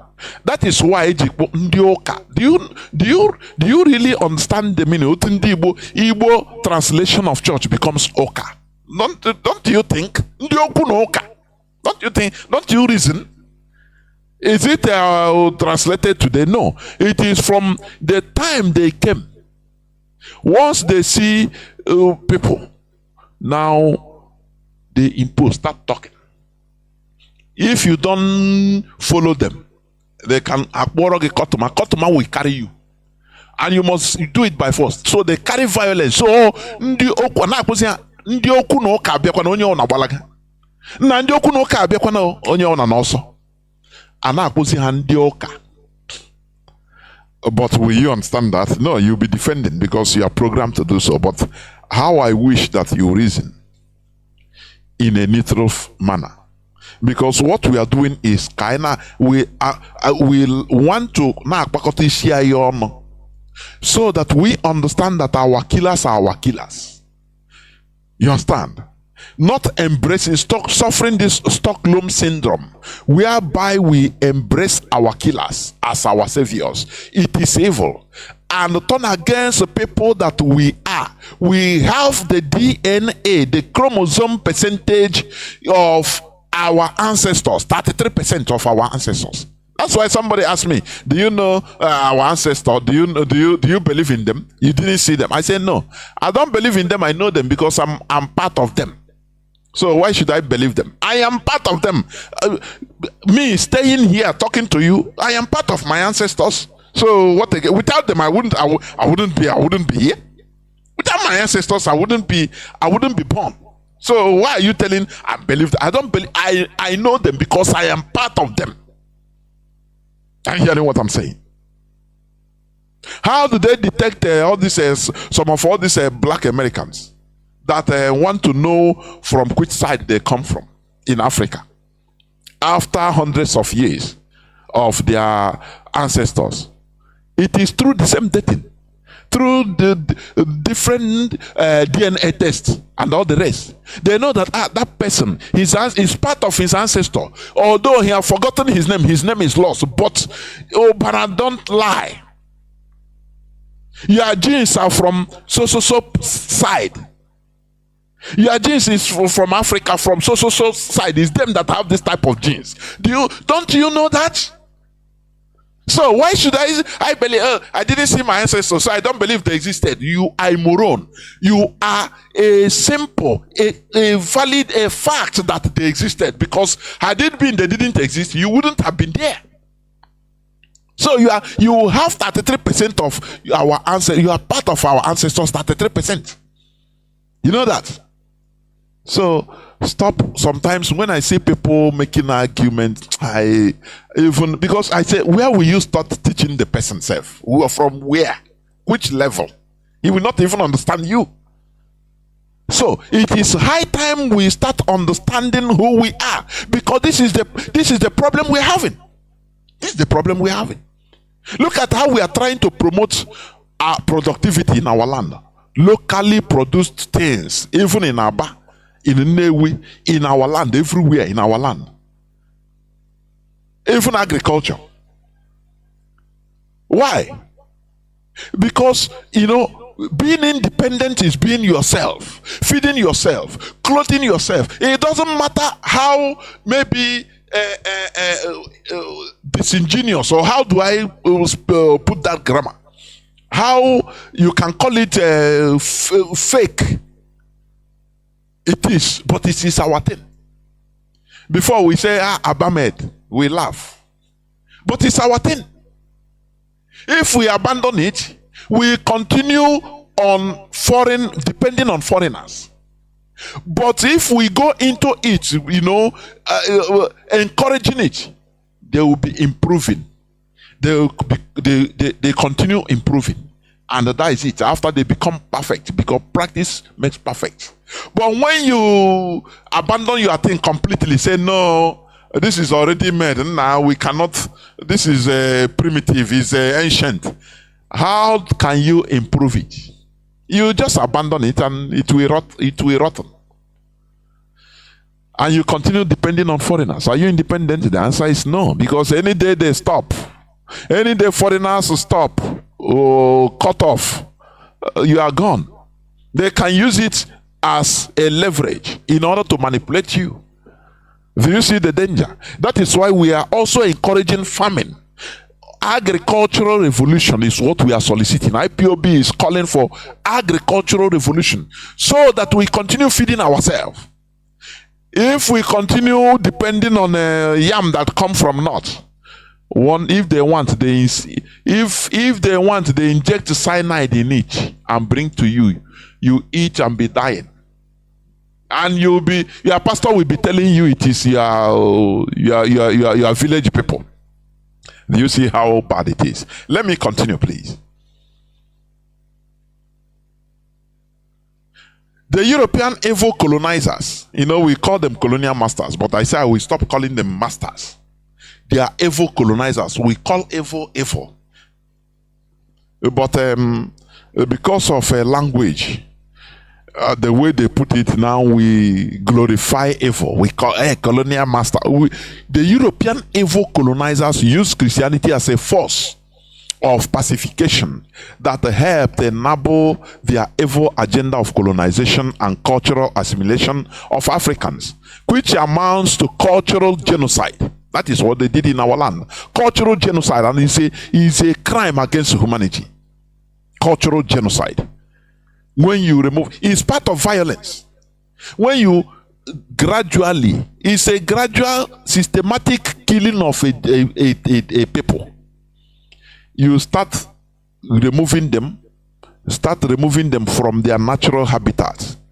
They become vulnerable because a time comes they don't even know where to go again. They don't know how to follow. So it is they need a master always, because it is not their thing. Are you hearing me? That is why, as I said before, any religions, look at Islam. In the Middle East, they are advancing. Dubai is an emirate. But it's the same emirate they are imposing in our land, and we are shouting. But the people that have it, they are doing well. United Arab Emirates, it's okay. Do you see? Because it is their thing. They are in their natural habitat. But those that they clone, they bring the thing, they continue being masters. Students every time. Slaves. Learning how do we do, okay, how there will be confusion for eternity for that race until you go back to your, unless you become completely assimilated, and you cannot. Because there must be a secret that they will not tell you, and every time they'll be telling you, oh, look at how to do it, look at how to do it, look at how to do it, rolling you round and round and round. It's just like this democracy, so-called democracy in our land. Oh, you must be democratic. Africa, oh, Nigeria is a democratic, largest democracy. And I now one democracy. We use the money that's supposed to be used for health care and other things for the people. You use it to go and organize election. Billions and billions of dollars. Import machine, hand readers, which they don't even know how to use. Do you see? Imitating people that are using Europeans that are going through their natural process. Spain is not a democracy, it's a monarchy, but they modelize it in their way to suit them. UK, you are calling United Kingdom. UK, is very, very sexy in sound, UK, but the meaning is United Kingdom, which means it's a monarchy, it's a kingdom, but they organize it in a way that suits them. Any British monarch, queen or king is above the law. But in your land, any person above they say above the law is a dictator, is a dictator. But they have dictators in their lands. Do you see how they manipulate us even in the government? I will be talking about it. This is a series that it will take long time. I'll be talking about it. How good were you? It is high time we open our eyes to see.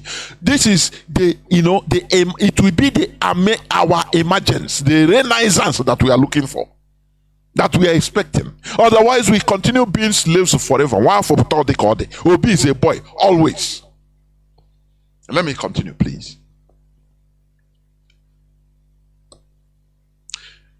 Okay. The entire missionary enterprise in Africa is part of the machinery of Western cultural imperialism. That is cultural colonization. That is it. Okay, listen.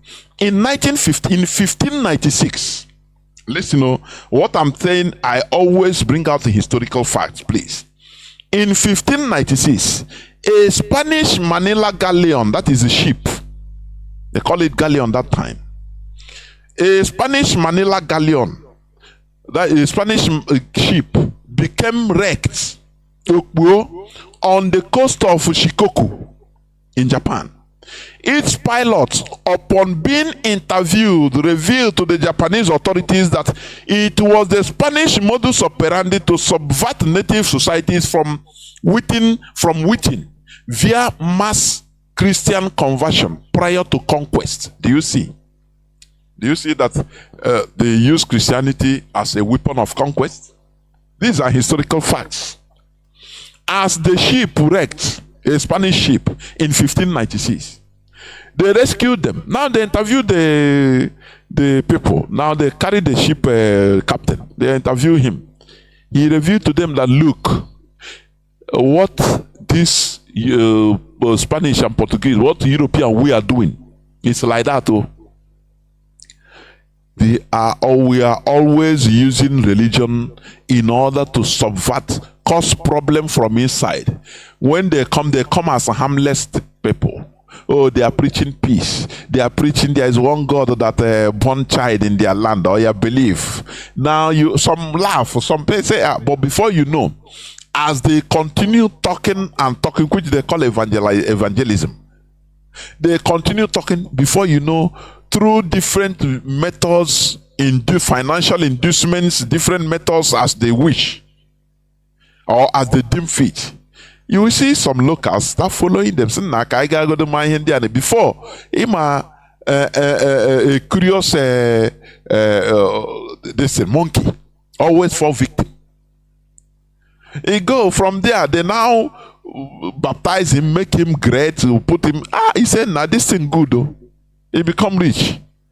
He become wealthy. From there, he will be getting others. Before you know, now they subvert the person, the people. Now they start teaching them in order to hate their, their king. That any person that tell you not to serve God, don't you disobey. Is it not what is happening in our land? That's why you see a woman in our land. You see they turn women against their husbands. It's happening in my face. What they start preaching? Oh, if your husband don't want you to come to fellowship, know that he's devil. Don't obey. It's better you obey God than obey your husband. They have put confusion. You see, a very obedient and lovely family will now become divided. The wife now will start anything, because that is brainwashing. They program you. Why not? They know that the effect is coming. Don't worry. A man will come from work. No, where is my food? Nah, I went to fellowship now. Will I start serving you other than serving God? That is how their modus operandi. And you think that all these things is not worthy of talking about? Is that what you're saying? Now, when they interviewed this man, he revealed to the Japanese authorities that it was the Spanish modus operandi to subvert native societies from within via mass Christian conversion prior to conquest. Then Toyotomi Hideyoshi, chief advisor to the emperor at that time, commenced the first legal suppression of Christianity at that time because of the information they got. That was the reason why Japan started fighting against Christianity. From 1596, they declared Christianity persona non grata in Japan. Any person they see, you want to cut your neck. Today, you are dying to go to Japan because there are more factories in Japan more than even people that are there. Do you see when you say because of these are things they fought, evil they fought in their land, but when they come to you are only seeing results. You are programmed to see results without understanding the process that led them to arrive where they are today. In Japan today, they have more factories than even the population. People that are listening to me from Japan they will testify that is reality. That is their secret. That is what they fought. They started. They say, so these people want to turn our people against ourselves. That the shrines we have in Japan are evil. Our ancestors are evil. They say, no, we cannot accept this. They turned against them. Do you see that? Now, in 1825, the military scholar Aizawa Seishisai is a Japanese name, published a series of essays to be presented to the Tokugawa government on, among other things, the threat to Japan's sovereignty posed by Christianity. They saw it as a national threat, national security threat. What you commonize, which is dealing with us today. Now, people where sabi, people that had experience, that are no political view, they now look at this thing. They say, no, if we continue allowing this, people will start obeying Jesus more than obeying our emperor. Do you see? Is it not what is happening today? Don't you see some people? If this Biafra will talk against my Jesus, I quit. It's what Japanese saw. They say, no, these people will be obedient to their slave master more than being obedient to the government, so that we work and develop our government. They started repression. And they repressed Christianity for 250 years. And today, you see the result now. Emma, you see it. It's a fact. You don't, once you see something good, your eye behold it, No person should tell you. Example is Japan. There are shrines everywhere in Japan. But today, if you have Japanese visa, you go and give testimony. But it's not it's a country. What they did to arrive there. If they tell you to do, you say no. We are bringing confusion. You cannot have your cake and have it. You cannot eat your cake and have it. Mdibo, you can never eat your cake and have it. You either eat your cake and be satisfied, and lose it. You no more because it will be finished. It will finish. Or you are hungry and you are looking your cake in your hand. You are looking at it, watching it, how beautiful it is.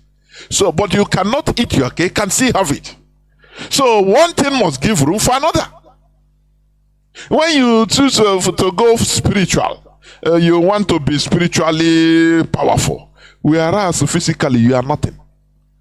Physically you are nothing. Reality is you are nothing. Which one you want? Japan choose the hard way. Are you hearing me? Now, this man released a report. In it, he suggested that European and American powers use Christianity as a cultural weapon by which native populations could be turned against their own governments in order to facilitate conquest and colonization. Is it not? Is it not the reason today you call once America, hey, God's own country, hell, your own? He said no. You start remembering what they told you that your ancestors did. Oh, they said they killed the twins. Oh, they say it's foreigners that come and told you. Without change. I'm telling you, what we are doing is not easy. You see, this restoration, it involves everything. It involves everything. Not we don't want to restore a quagmire. Instead, I don't buy no. Let me we start thinking in another way. The test.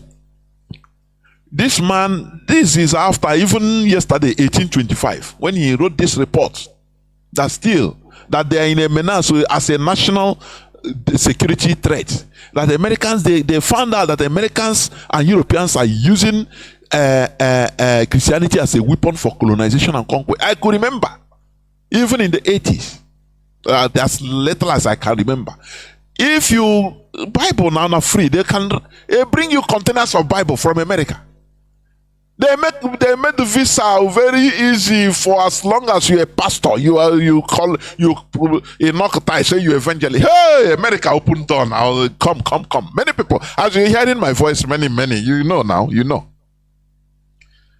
They want to encourage you to follow that path because they know where that path leads: colonization of your brain and turning our land into a quagmire. Before you know, some people will come. No, it's Jesus that make me who I am today. As if there is there anything that you, as one particular religion, a Christian, that other non-Christians don't have? I don't know. Just tell me anything. The balance to weigh a people is how the people is doing, not one person, not one individual. For your information, Allah or them mattered. The answer is no. We are not organized. That's why we are looking for liberation, to restore our nation so that we become organized and focused for development. Without organization, there will be no development. There will be no talk for development itself. Are you hearing me? There will be no talk for development or advancement because there is no organization. Everything jaga. And as long as we are in Nigeria, there is nothing. Forget about development. You do anything or anytime they want, they come and hew it down. You start afresh. Okay. The text discussed directly the Toyotomi era encounters with the Jesuits and warned that the countries of Asia, particularly Japan and China, had become geographically and politically isolated as the last surviving nations maintaining polities not based on Abrahamic religion. Because they are seeing what is happening in other places, like the Philippines. ebutekwere ha Jesus. So before you know it, they become colonized. Before you know, because it is written that I will turn you into fishers of men. That is killers of men. That's why they use it once even now. They turn everybody, colonize you. That is there in the Bible, isn't it? I read it. So as a fish, you'll be removed from your natural habitat, from your culture. You hate your culture. You are dead already. That is it. That's why we glorify them and we feel inferior. Unless you become part of them now, you start attaching importance to your life. But otherwise, you say anything concerning hey, he's evil, he's evil, he's evil. Any backwardness you are experiencing, oh, it's from your village. It is psychological. It is what has been there because they remove you from your natural habitat. So anything they tell you, you take it because you are dead in their hand. That person doesn't act. Anything they tell you, you zombie, you take it. It's like that. Once your life is going well, your businesses are going well, you are working fine. No, your village is not them that do it. Can they do it? Evil people. Evil village you come from. That is the way you are programmed. You start giving glory to the pastor and his Jesus. Paying more. But once any small catastrophe comes, hey, they tell you, so it's your village. It's your village. Evil village you come from. Evil people. Where they have come. Do you see? They remove you from your natural habitats. And we become nude and vulnerable. Prone to manipulations. Now, in 1924, Mahatma Gandhi criticized the conversion activities of Christian missionaries across the world. What I'm reading is historical fact, please. Don't take my word for it, but it's history. Especially their role, Mahatma Gandhi criticized the conversion activities of Christian missionaries across the world in 1924. Especially their role in exploitative colonization, human genocide, and cultural genocide. According to Mahatma Gandhi, he said, this Christian evangelism, that is, call it proselytization. Let me call it evangelism, is that this Christian evangelism will mean no peace in the world. Conversions are harmful to India. If I had the power and could legislate, I should certainly stop all evangelism. It pains me to have to say that the Christian missionaries as a body have actively supported a system which has impoverished, innervated, and demoralized a people considered to be among the gentlest and most civilized on earth. That is the write-up of Mahatma Gandhi. Now, in the early 18th century, 90% of the southwestern coast of India, known as Goa, the then Portuguese India. That time it was called Portuguese India. As you have a francophone, you have a Portuguese phone in Africa. That is how they divided India. It was then controlled by the Portuguese. So they started teaching them their language as the lingua franca of that side of India. Do you see how Europeans act? They come, they divide. They separate everybody.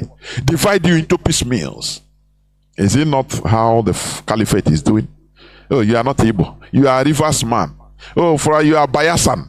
Oh, you are not live this Igbo people. You are they know what they are doing. They are dividing you so that they will be swallowing us up piecemeal by piecemeal. Don't you know that? Okay.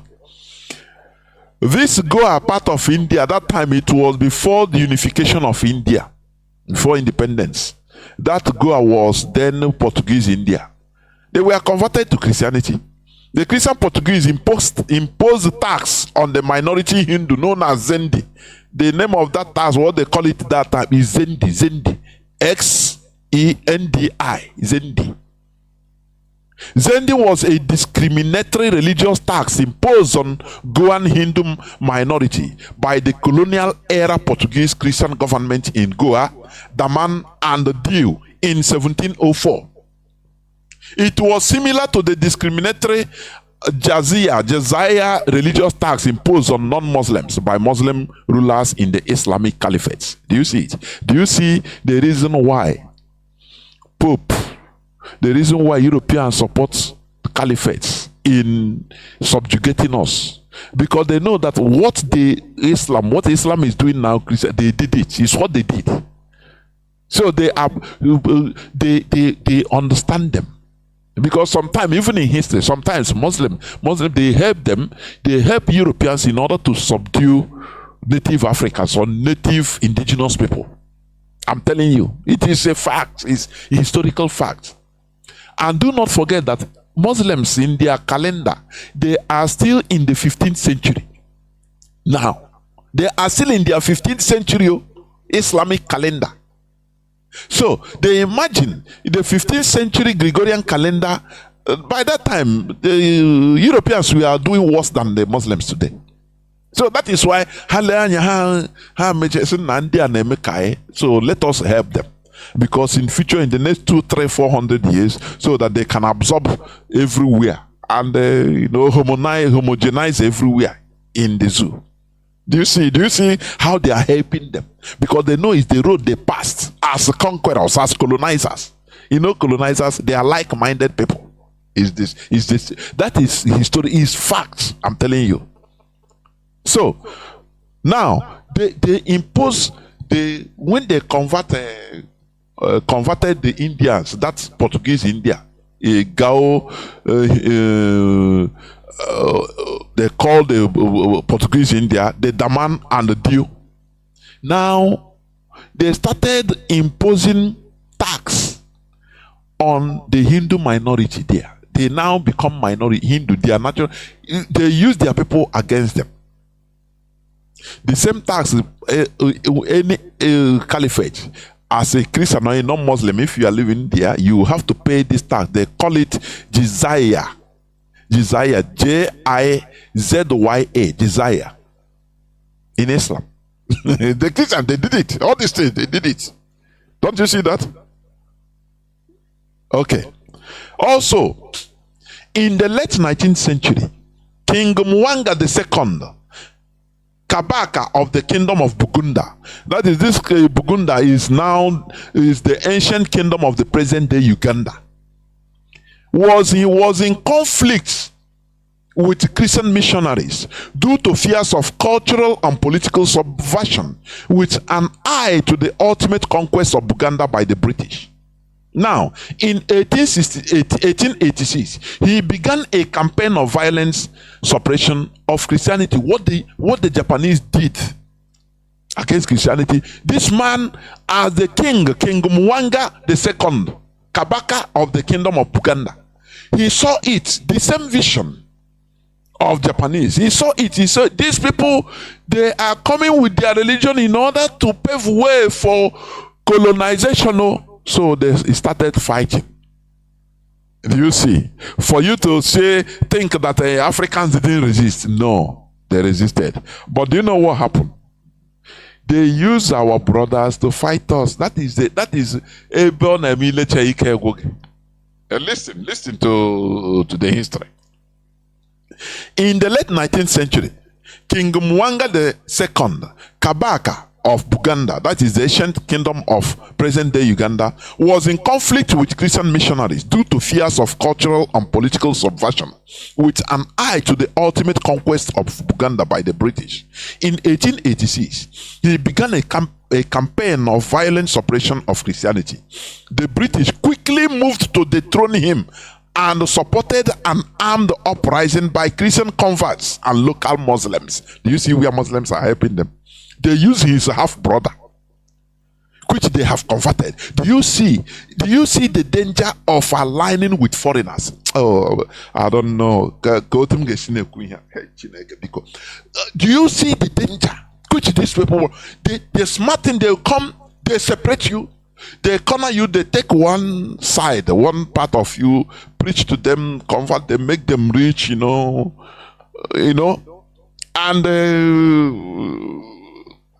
it becomes their foot soldier, become their agent. Is it not the same system that the caliphate is using today in Nigeria? They use people that we hate, that are not representing us, they impose them on us. Hope Uzodinma is the current number one. Peter Mba is also there. They impose them on us. And they start committing atrocities against us to bend us for the caliphate. That is what Britain did. So when you see Britain supporting the Fulani, they saw them as the same character. They have the same characters. Are you hearing me? They didn't learn it from Britain, no, for your information. They didn't learn it from Britain. It is because they are colonizers by nature. They are colonizers till today. So they have some characteristics that are similar to Europeans. For your information, when they come, they promote some people. Now look at what is happening in Ebony State, in Afikpo. They build the biggest madrasa, that is an Islamic school, and they start using money, enticing people, Igbo people, converting them. They are raising hordes of soldiers that will fight us. I know Nansobu, Kamwako Nezioku. I know Nansobu. So that when you rise up to now they will use Islam to manipulate them. Say, how can you obey the infidels? It doesn't mean even if they are your blood brothers, it doesn't matter. You have to obey God. They call being on their side as being in the side of God. The same thing Christianity is doing. Don't you see that? Causing rebellions in our land. It's the same thing. They use God manipulate you. Oh, now instead of you obeying your Gentile, your Gentile brother, obey God. Who is God? Him. Is him God to you? So you'll be on his side in order to serve, because he brought you a new concept, a new ideology, a new religion that you didn't know, turning you against yourself. It's the same system that Ottoman Danfodio used to conquer Hausas today. And today the Hausas, they are slaves of the Fulani till death. Just the same thing. They use religion, turn them. Say, no, your King Yunfa is supporting it, no matter he's a Muslim, but he's not a full-fledged Muslim. So you people should get rid of him. And they rebel. He turned the people against one person. Don't you see that? It's what the British did. They did it to the king of Buganda. They did it to our people also. And Kumeku warriors, they fought for 31 years. But do our people remember this? No. They tell you, no, our people are primitive. If people are primitive, so primitive and disorganized, how can we resist the British European onslaught for 31 years? Do you know what is 31 years?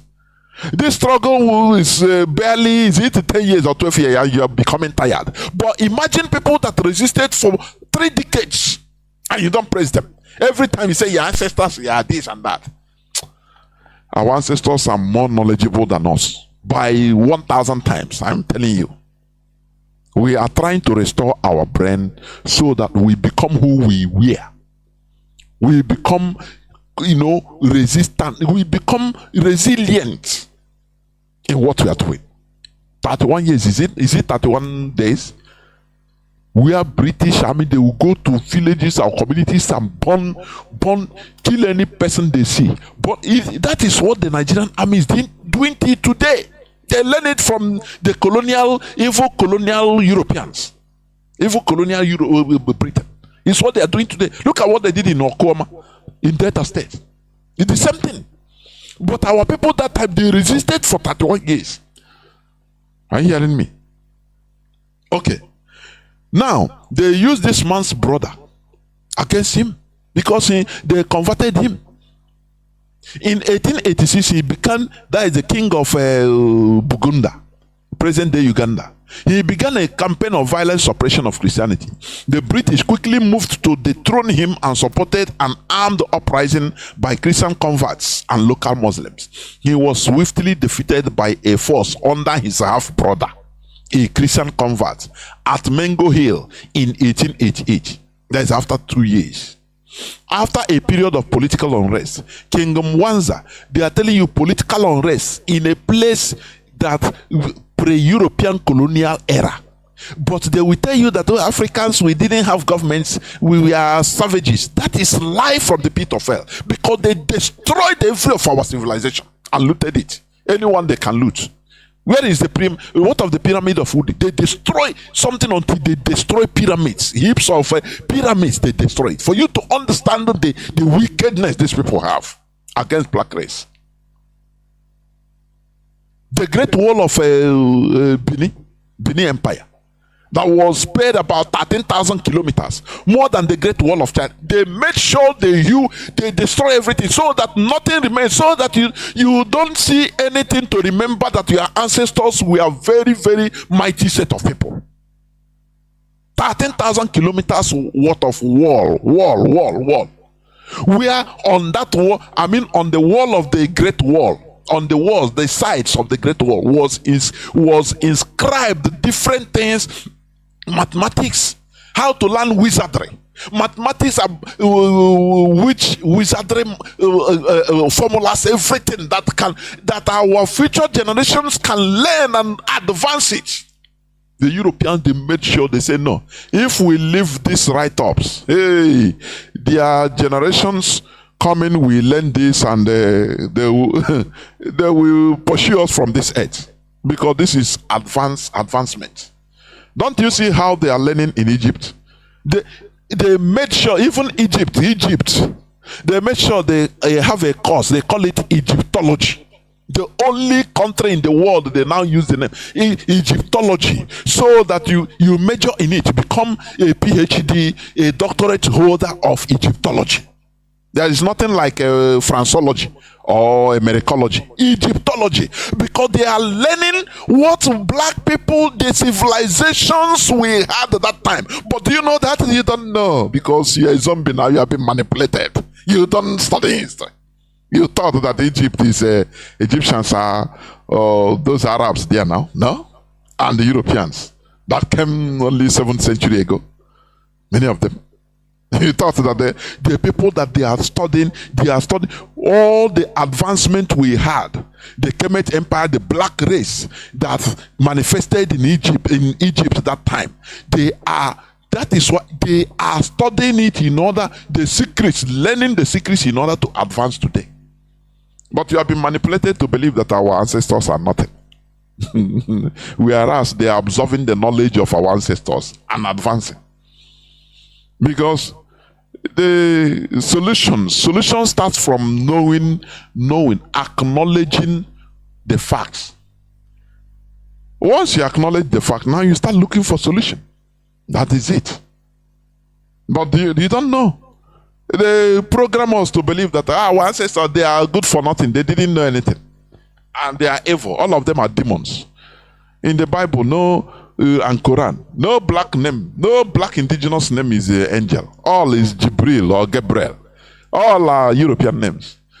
Everything. Don't you think about this? And they want you to you think that you can excel in this world without knowing all these facts and pushing up and saying no to this, because this is mental colonization. How can God, the angel, everything, good things, all are foreigners? Africans are forgotten. We just come in this world to we escorted others into this world. We are not players in this world. Whereas they are learning our secrets from what they looted in Africa and Egypt. They are studying today. Rounded themselves up with Arabs, all the same. They call Egyptology. Before they grant you access to some certain places in Egypt, no way. Don't you see the Sphinx of Pharaoh? All the things, all the men who, actors, kings, Pharaoh, all those things, most of them remove their nose, because they don't want you to know the fact that all the civilizations are you, black people.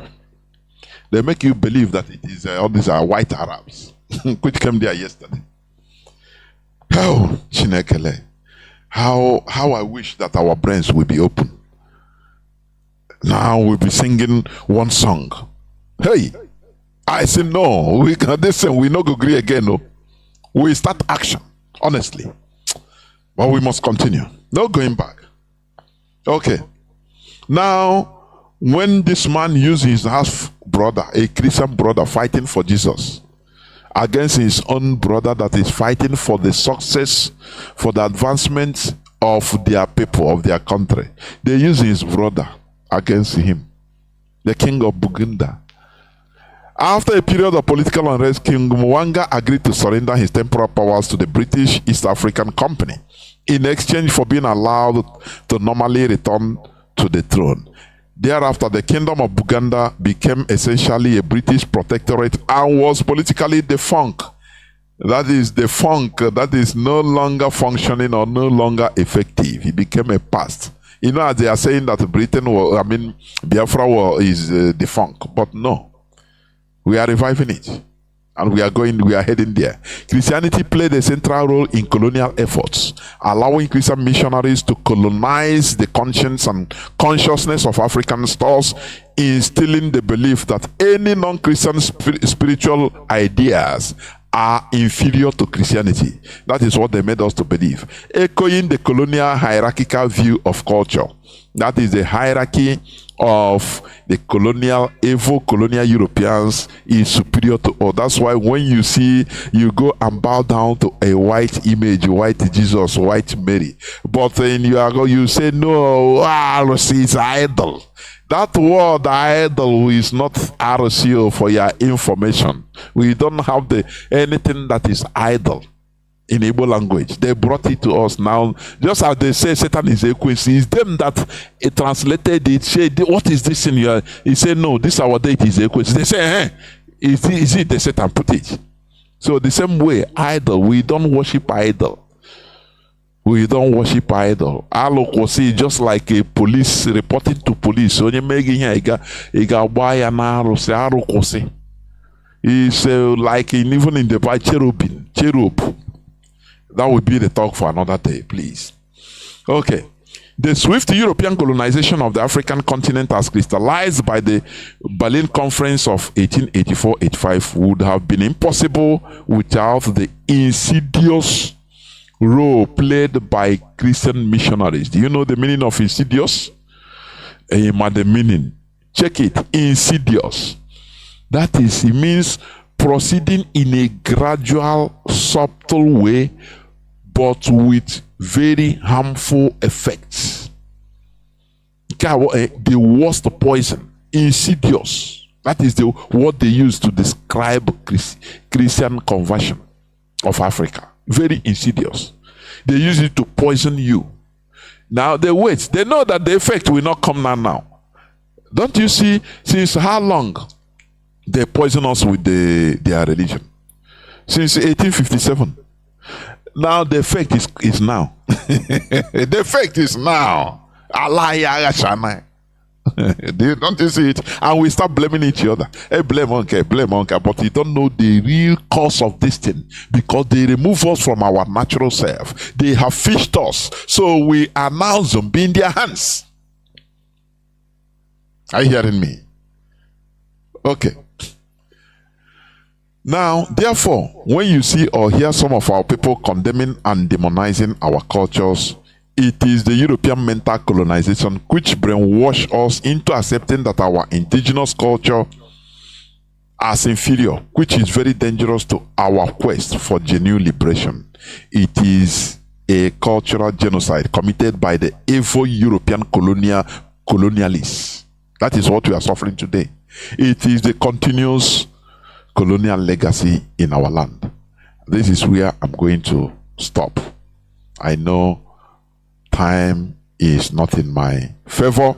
I'm going to stop here so that when I come back, I will open the lines so that people will start calling in. If you have opposing argument, please do not hesitate. Do not hesitate to bring it. It is, the condition I always give is as long as we remain civil. As long as you remain civil, not ranting. I hate ranting because ranting does not solve anything. You are just making noise, making vocal noise, nothing more. Nobody understands nothing. You are just, no. Let us be reasonable. We are brothers. You understand? We must disagree to agree and agree to disagree. That is how we are. Therefore, as I said, I will go into a few minutes break so that when I come back, I will open the lines. Do not go away. I'll be right back. Rapture Media, IPOB call to action, Biafrans return to farming, invest in agriculture. Have you ever paused to question the importance of self-sufficiency in food production, food self-sufficiency, or the ability of a nation to feed its own people from its own resources, plays a pivotal role in securing a country's future. It's more than just filling our bellies. It's about nourishing our economy, our workforce, and our independence. Imagine being at the mercy of external sources for your daily bread. It's like a constant game of tug-of-war at where your sustenance is the rope. Any moment the balance could tip and you'd be left scrambling for resources. This reliance could pose potential threats to national security and economic stability. Outsourcing our food needs puts us in a vulnerable position, susceptible to price hikes, supply chain disruptions, or even political manipulations. But let's flip the coin and look at the benefits of self-sufficiency in food production. Firstly, it empowers our economy. When we invest in agriculture, we're not just planting seeds in the soil, we're sowing the seeds of economic growth. The farm-to-table journey involves many hands, from farmers to transporters, from retailers to restaurateurs. Each link in this chain represents a job, a livelihood, a boost to our economy. Secondly, it ensures food security. By growing our own food, we can control the quality and quantity of our produce. We're also less likely to experience food shortages, ensuring that no one in our community goes to bed hungry. Lastly, it promotes sustainability. Agriculture done right can be a tool for environmental conservation, preserving our land's fertility for future generations. So you see, self-sufficiency in food production is not just a matter of pride. It's a matter of survival, of economic prosperity, and of national security. Understanding the importance of food self-sufficiency sets the stage for our discussion on the call to action from IPOB. Recently, the indigenous people of Biafra, IPOB, called on Biafrans to return to farming and invest heavily in agriculture. This is not just a call to action, but a clarion call for survival and self-sufficiency. The world is on the brink of a food crisis, and Nigeria is no exception. An impending famine looms large, threatening to cast a dark shadow over the land. But here's the thing, Biafrans are not destined to be victims, but victors. IPOB, led by the indomitable Mazi Nnamdi Kanu, believes that Biafra has the means and the fertile lands to avert this impending danger. This call to action isn't just about planting seeds in the ground, but planting seeds of hope, resilience, and self-reliance. And it's not just about farming. It's about creating an entire ecosystem that supports agriculture, from cash crops to animal husbandry. It's about building agricultural cottage industries that process and preserve agricultural products for export, turning Biafra into a powerhouse of agricultural productivity. So where do you come in? IPOB is appealing to all Biafrans philanthropists to support farmers in their communities. But this support doesn't only mean giving temporary food items. It means providing seedlings and other farming implements. It means encouraging and supporting farmers to go back to farming, to go back to the land that once provided for us all. And it's not just about the present, but about the future. IPOB is urging Biafrans to invest in agricultural research centers. Welcome back. This is Radio Biafra HAUSA-SERVICE coming to you through Radio Biafra London. My name remains Mazi Chinedu from Olu province of Biafra land, and we are here live and direct. Today is the 6th day of April 2024. Do not forget that we are calling for agricultural revolution in Biafra land. Stop giving people fish. Teach people how to fish. If you have the character of every December you bring one bag of rice to share to your community, one cup, they will eat it today, tomorrow they'll go hungry. Please give them seeds, buy them agricultural seedlings, please, so that they will encourage them. Anything, if there is if you can organize a farming competition whereby you tell them, you put a price even in your community. Any person that can, the highest, that have the highest ban, next December you will have so price. All these are incentives in order to encourage our people. That is what we are. Because he who feeds you controls you. We need to be independent in our agricultural produce so that we can be feeding ourselves. Our lines are now open and people are lining up already. Biafrans are lining up. They have lined up already. Our direct line as usual is +1 213 328 6224. I repeat, +1 213 328 6224. Our WhatsApp and Signal line is +61 405 142 547. I repeat, +61 405 142 547. Remember, you can also call and disagree with what I said, but let us have a civilized debate. All of us cannot agree at the same time, but we know that we are brothers. We are not fighting. It is not personal. Bring your facts and take questions from me if there is any. Also, you can ask a question so that we discuss as brothers, please. Try to limit your contribution to just few minutes, please, so that other people will also like to be calling. I have callers already lining up. Caller on Signal, you are the first caller. Mazi Oba, I think it is you. Can you hear me? Oh, reconnecting. Mazi Oba, is just now that you are reconnecting. I don't know. I don't need to waste any time. Let me go to caller on WhatsApp. Caller, I think you are in Italy, but you are calling with another country's number. I don't know. Mazi Oba, you dear Mazi Oba, caller on Signal. Can you hear me?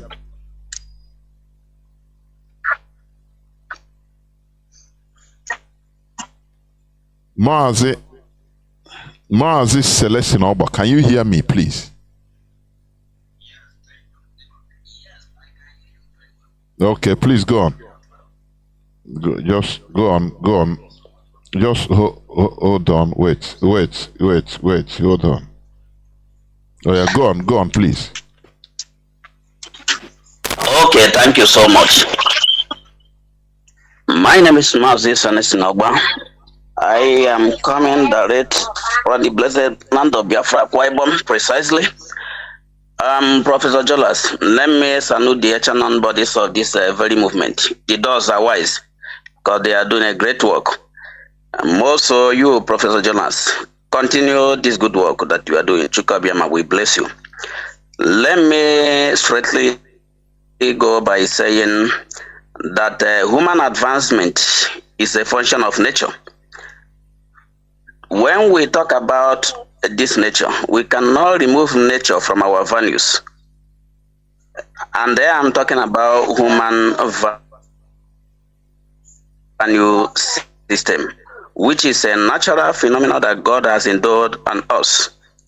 And when we begin to look at a whole lot of things that are happening to us that cycled around the corridor of religion, we will understand that this has done more harm than good to us as a people. The reason is because this has gone to destroy a lot of our organic values. Because like I always say, nobody becomes great by mimicking or by copying. You have to be yourself, because I pinpointed that the human advancement is a function of nature, and whereby we have dropped our own way that God has created us with, and they copy others. Therefore, that we can be degraded, because some of the things we are copying are new to us. Some of the things we are copying are things that we don't know. Some of the things we are copying could be something that is harmful to us. So you don't consume most of the things that you don't produce. When you begin to consume a lot of things that you don't produce, then Professor Jonathan, I see that it becomes a harmful object to the body. This very two dominant religion, I've always seen it as a conquest to the people. Because what does it do to us? What it does to us is to target our sense of reasoning and get it destroyed. And we become like a kind of a deaf and a dumb, because your mental toughness will not be there again, and you will lack the ability to question a whole lot of things around you. Mind you that the world cannot function without the question of how and the why. That is one of these core bases of technology and the sciences.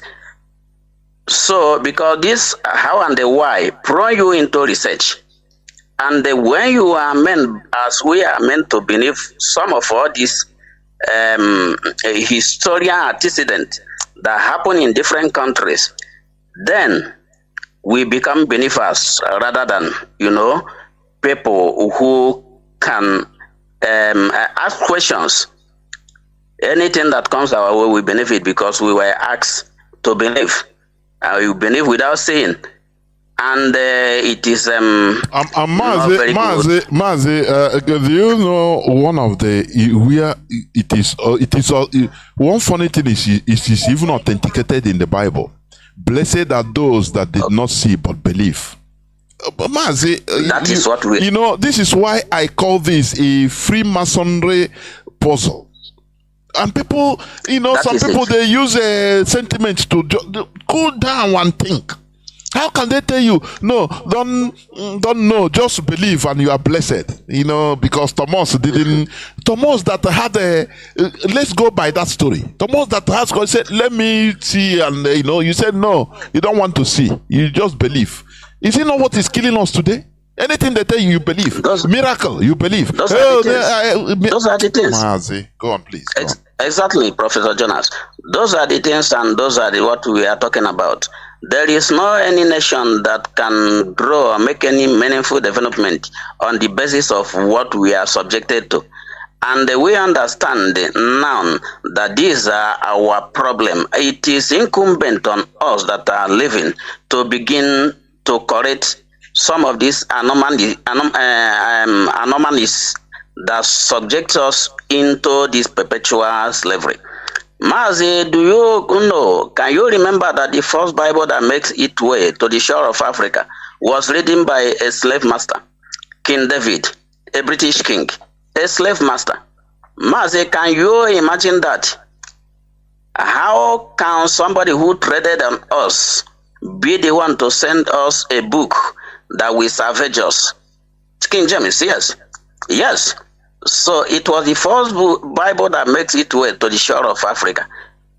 This is an evil man that we knew what our people suffered during the time of slavery.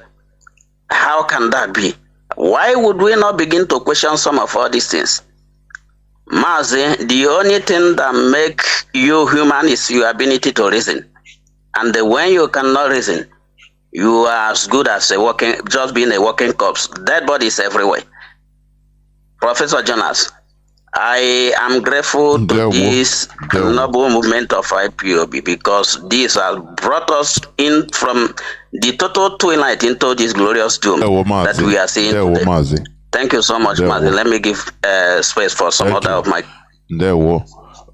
Mazi, Biafran child, please. Go on, please. Unmute yourself. Mazi, can you hear me? The whole world. Mazi Jonathan. Mazi Jonathan, good evening from here. Mazi Jonathan, like you said, I'm not going to waste much of time. Like you said, I will also use my minute. Mazi Jonathan, what is constant in life is change. As we are growing, we are also making changes. And I want to use this medium to talk to our people. When we are talking about religion, we hate nobody. Of course, we know what they did to us for us to accept this religion, but we are not going to use the same pattern because these people are our brothers. When they came to our land, we are not brothers. That is why they maltreated us the way they did. But in our case, we are not going to do the same. We are going to begin to teach our people till the message will sink into them and they will understand what we are talking about. So we are assuring them that we are not going to use the pattern that these people came with. We are going to keep on teaching our people. Mazi, I want to also go on the siblings. You talk about them, I will go Hanani. And today, their eyes have opened. They are now calling people to come and help them. Mazi, we are not going there. We are not going to help anybody. They are going to carry their cross. When Mazi Shinasangoru, we are shouting on radio every single day, let us unite. Kaibwa potandi anaka ndiji Mazi na kaibwa potafia from their hand. They are there. You know what they were in their mind. What we are having in mind for Biafran restoration, they are not having the same thing. They are there only to talk about money. They are talking about money. But I want to tell them that they should carry their cross. We are not here to help anybody. Since they have chased the people that secured the charge of Mazi Nnamdi Kanu, they should go and begin to beg those people. If they come back, we come back. If they don't come back, we will never come back with them. Let them go and free Mazi Nnamdi Kanu. But the reason why we are shouting on top of our voice for people to know should be in case when something will happen.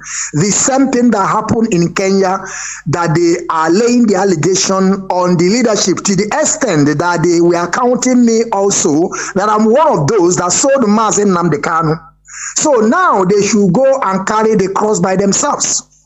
But one thing I want to base on this religion, because some of our people, they know what we are passing through. They know what these people did to us. Some of them know or knew about this, but they will be telling you we are causing division. Mazi, do you know that it's only Bible? Of course you know about this, but we will keep on telling our people this. Our people should know that it's only Bible they translated to our language. Or in African, when you are talking about the whole Africans, it's only Bible they translated. When you are talking about physics, chemistry, biology, they did not translate anything to our language or our dialect. But when you come in Germany that I'm living today, when you go to Belgium, when you go to France, all of them have these books in their own language so that they will study it and understand. But when you are telling our people, they will tell you, don't go there. These people bring a civilization to our people, and I keep on asking them, can you tell me any civilization that these people brought to us? Can they show me anyone? Even though when you are talking about our land Biafra today, let's talk about our land Biafra. Don't be telling me what is happening in Nigeria. I am not from Nigeria. I'm talking about Biafra land. Even though the people that are helping those people that brought this Christianity to us, or those people that brought the Christianity to us, those that they are helping today is the Fulanis. But when you tell our people, they will tell you, no, you are causing confusion. Mazi Jonathan, like I said, I don't want to waste time here. I want to tell our brethren, our brothers and sisters, that we are not coming in the same form that these people came with. We are here to preach to our people to accept the truth, to begin to practice it, to let people know that they have massacred our people for us to believe in this Christianity, but we are not going to do the same thing. We are going to take it easy on our people because we are brothers and sisters. Mazi Jonathan, thank you very much. There were Mazi, dear franchise, you are one of us. We must continue. We are brothers. We are not. We are just talking. We are teaching, opening the eye. How did Mazi Nnamdi Kanu brought us into this fold? And did he beat us? It's the same teaching. That is it. You know, many people were saying, "Oh, you are causing confusion. The way you talk. Oh, you want to cause." But today they have found out that, I used to say it. What justifies what we are doing is just what this man is saying is true too. It doesn't matter the tune. That is our satisfaction and nothing more. You go up, you go down, you find out that you finish. Caller on WhatsApp, welcome to the program. Can you hear me? Caller on WhatsApp, please go on. Hello, Mazi Jonathan. Mazi. Good evening from here. There were. My name was Marcel Okeke, formerly, but suddenly changed to Okeke Chigozie. This is the first movement of decolonization. I resisted these people. So, Mazi, like you said that I'm using Moroccan line to call from Italy. Yes. Mazi, I made that dangerous movement, which you know, you yourself know. Last 7 months, I called this number in Morocco. But this one should be an argument of another day. So, Mazi, I want.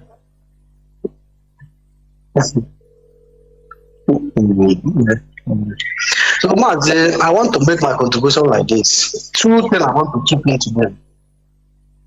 One is this sibling of iniquity of our leader, Mazi Nnamdi Kanu. Let me make it like this. Soludo in 2017 or 18, thereabout, said that Nnamdi Kanu may end up as a hero or a history.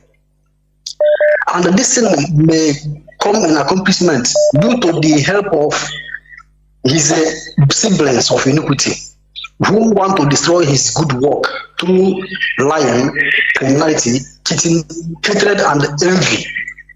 I don't know how to classify this type of men. These people are evil. But we must continue. This agitation I was here in I was in Europe in 2014 to 2019. I had problem. Then I have to go back, and I can remember. Then I attended the first Free Mazi Nnamdi Kanu protest in Belgium 2015. From France to Belgium without documents. I take this risk. I know that it's nothing, but I took this risk. This struggle, we can nobody, not even kind of family can destroy this struggle. They never done them well. IPOB remains strong and they can never be shaken. IPOB is the one Mazi Nnamdi Kanu is being feared, nothing less, nothing like kind of family. So Mazi, let me stop here now. Let me now make a contribution on this justice. You see, I always tell our people, the so-called Christians, that look, before we were handed over to Nigeria, British was first of all Christianized us. Christianization was the first before they handed us to Nigeria. Easily, after they finished that Christianization, to hand us to Nigeria is nothing to them. So that is why from Christianization to colonization to Nigerianization, we become who we don't know. That is why we are like scattered. We are like Baka, but we cannot know nothing because we are destroyed. Our roots were destroyed. But thank God that we are coming back. If you ask this, the so-called pastors and the reverend fathers, they cannot debate you.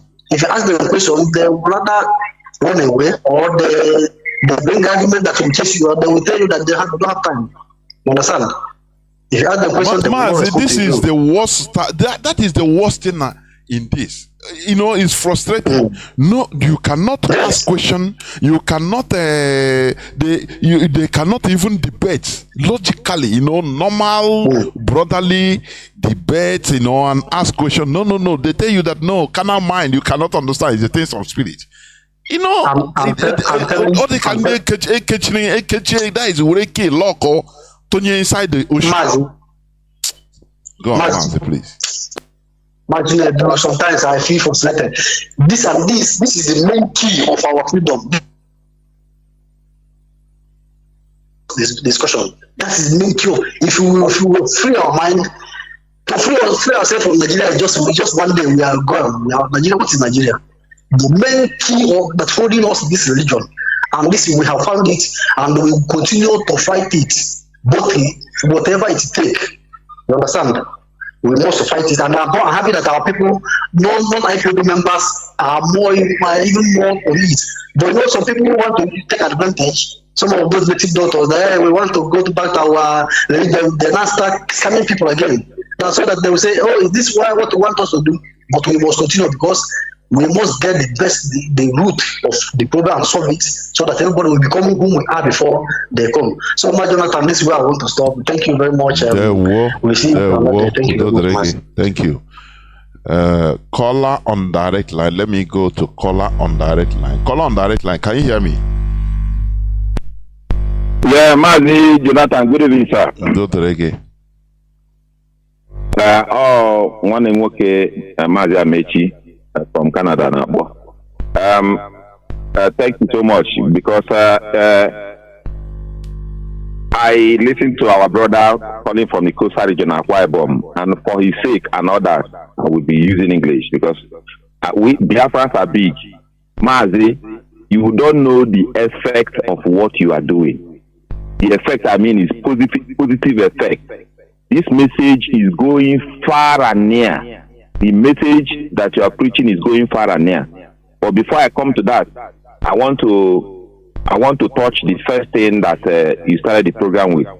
The siblings of iniquities, they are crying out. They are shouting. I listened to the voice of Jimato. I heard about the open letter they wrote to the government. They are running back to politicians. I listened to one voice, and you played the clip, someone that said that his siblings should talk to him to renounce secession. All they are trying to do is to break Nnamdi Kanu.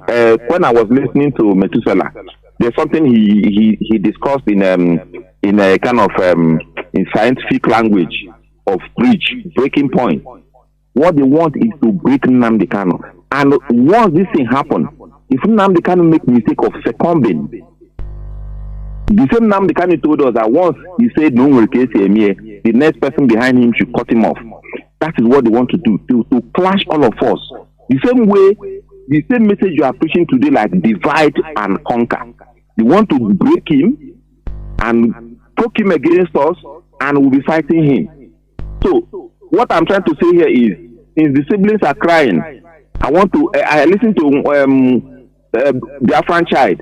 I agree with him, but I'm pleading. Let the leadership step in. Because it's better we save our leader than we watch his brothers to lead him into oblivion because of their mistakes. Mazi, let me come to today's topic. Mazi, this message you are passing is going very far and viral. Because which means if you wake some people up, they will wake others up.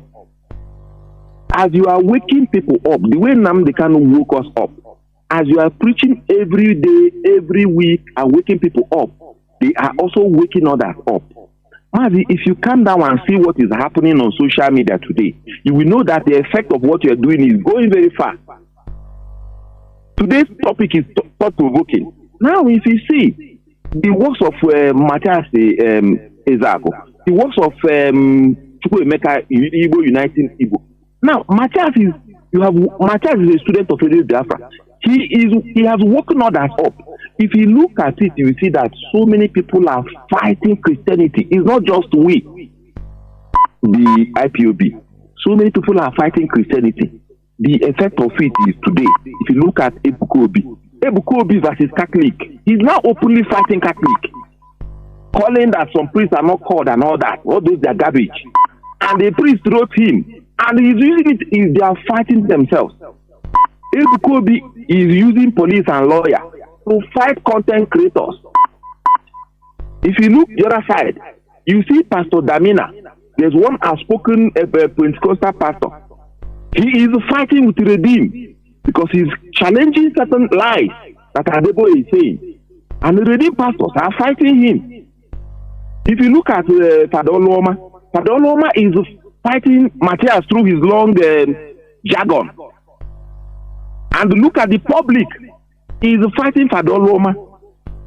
Now, my Mazi, if you watch what happened 2 days ago, Apostle Suleiman went to Cameroon to do their normal nonsense crusade. It's like Matthias has been able to drive them from conducting fake miracles. When he was doing that in Imboya, Cameroon, a woman slumped on that crusade ground. And after trying to revive her, the thing didn't work. His miracle didn't work. The man disappeared instantly. The man shut down the crusade and ran away. Why did he run? I guess he was running because he doesn't know how Cameroonian government operates. He doesn't know whether they will come and arrest him. If that thing had happened in Nigeria, he won't go anywhere. Police will protect him. Mazi, Christianity has brought a lot of division in our land. Before I end, I will ask you one question. I will ask a question, please. Mazi, in the Bible has a lot of coded things. A lot of coded things that it is now that my brain is beginning to ask questions. Mazi, in Revelation, they wrote 666, mark of the beast. They were referring to us. You said that so many times. These fishers of men that you repeatedly said, that is a coded message.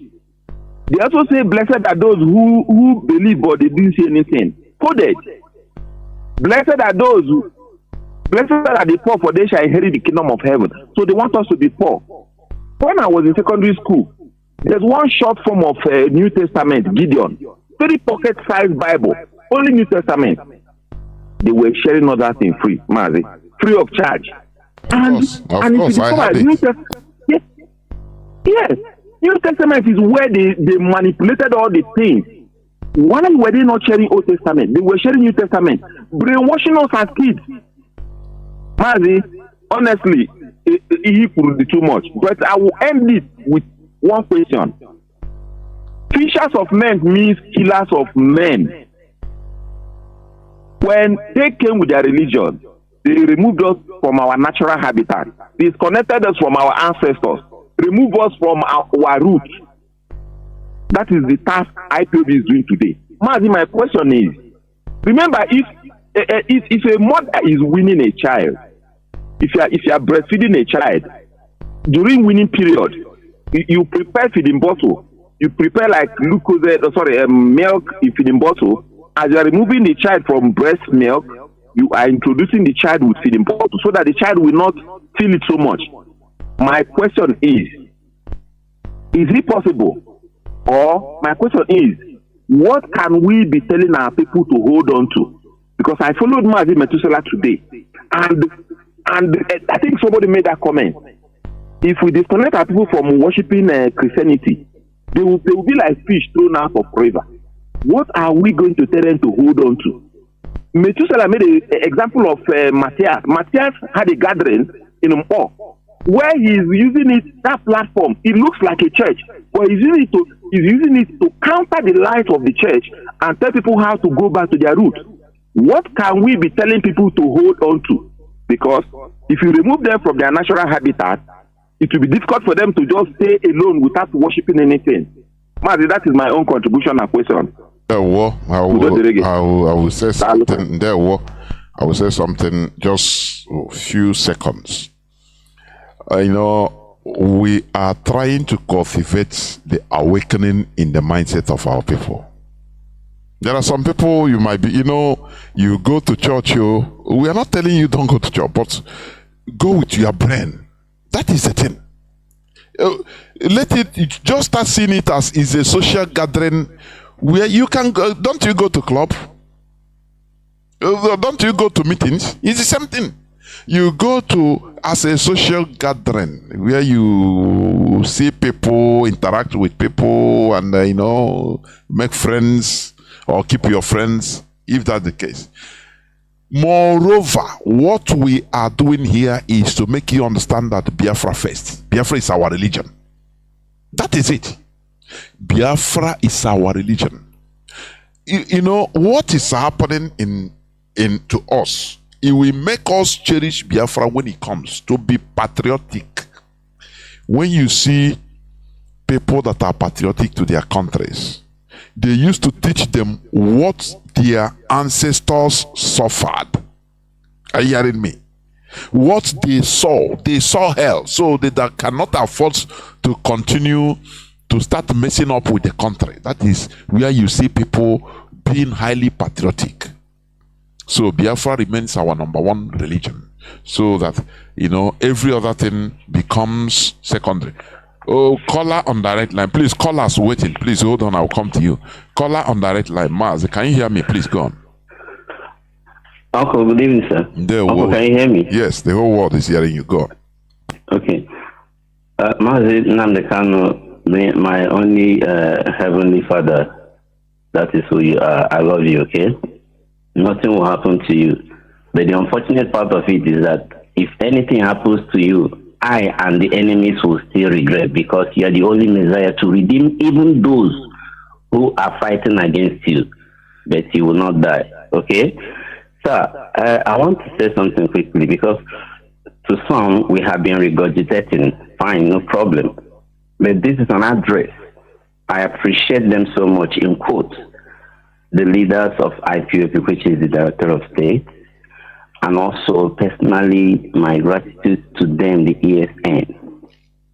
I am saying so much thank you to you people who have relieved yourself of so much pleasure and have hung out there in the forest, beyond the forest, to make sure that there is another life, given to us.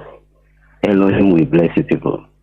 Now, looking at all you have said today, I am so enticed, because each time you mount on this pulpit, you create this spirit in us that we may wake up from our slumber.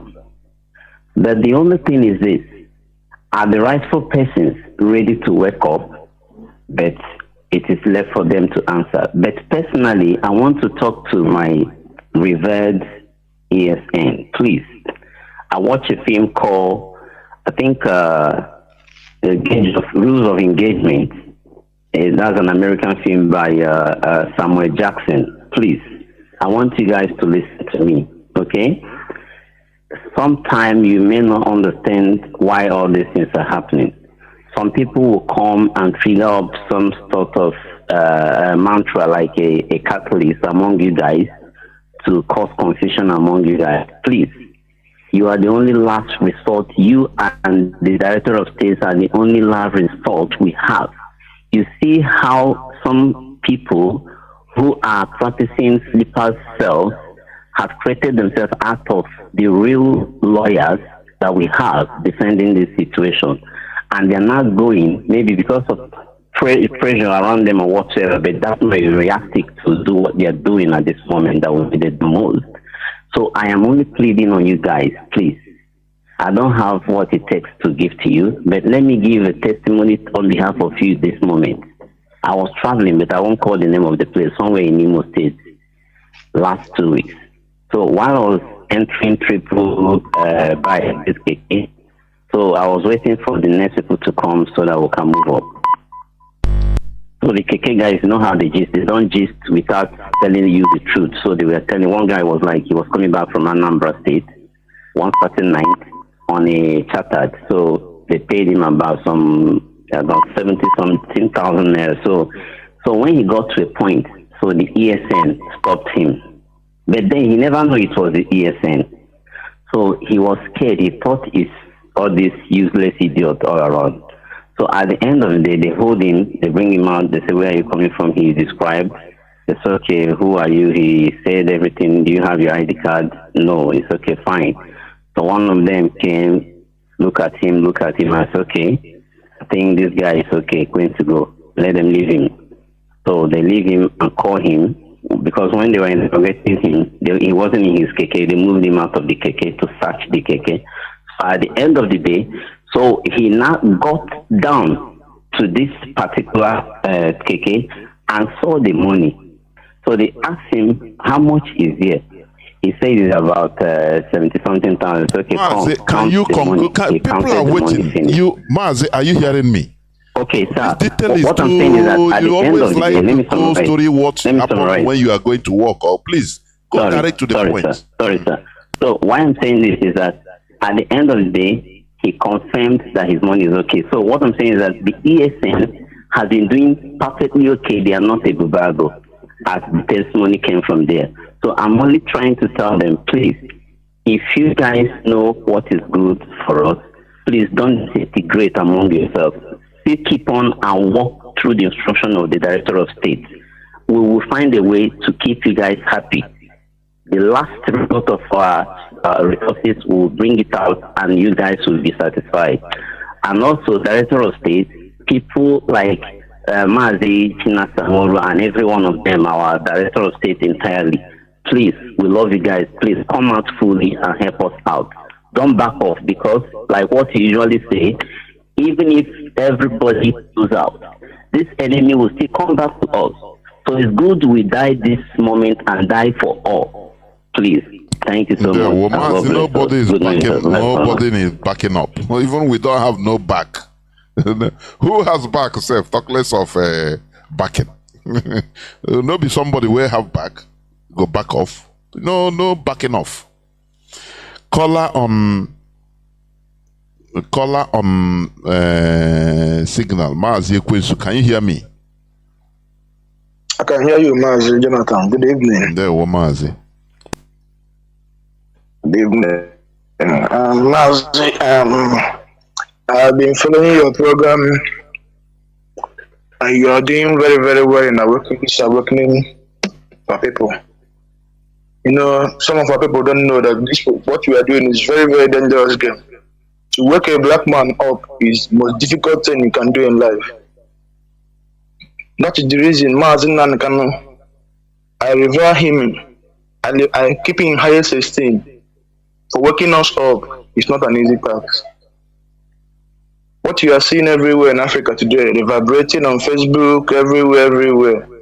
People talking East Africa, West Africa, North Africa, down to the work that Mazi can do on this radio. So I'm telling you should keep it up, my brother.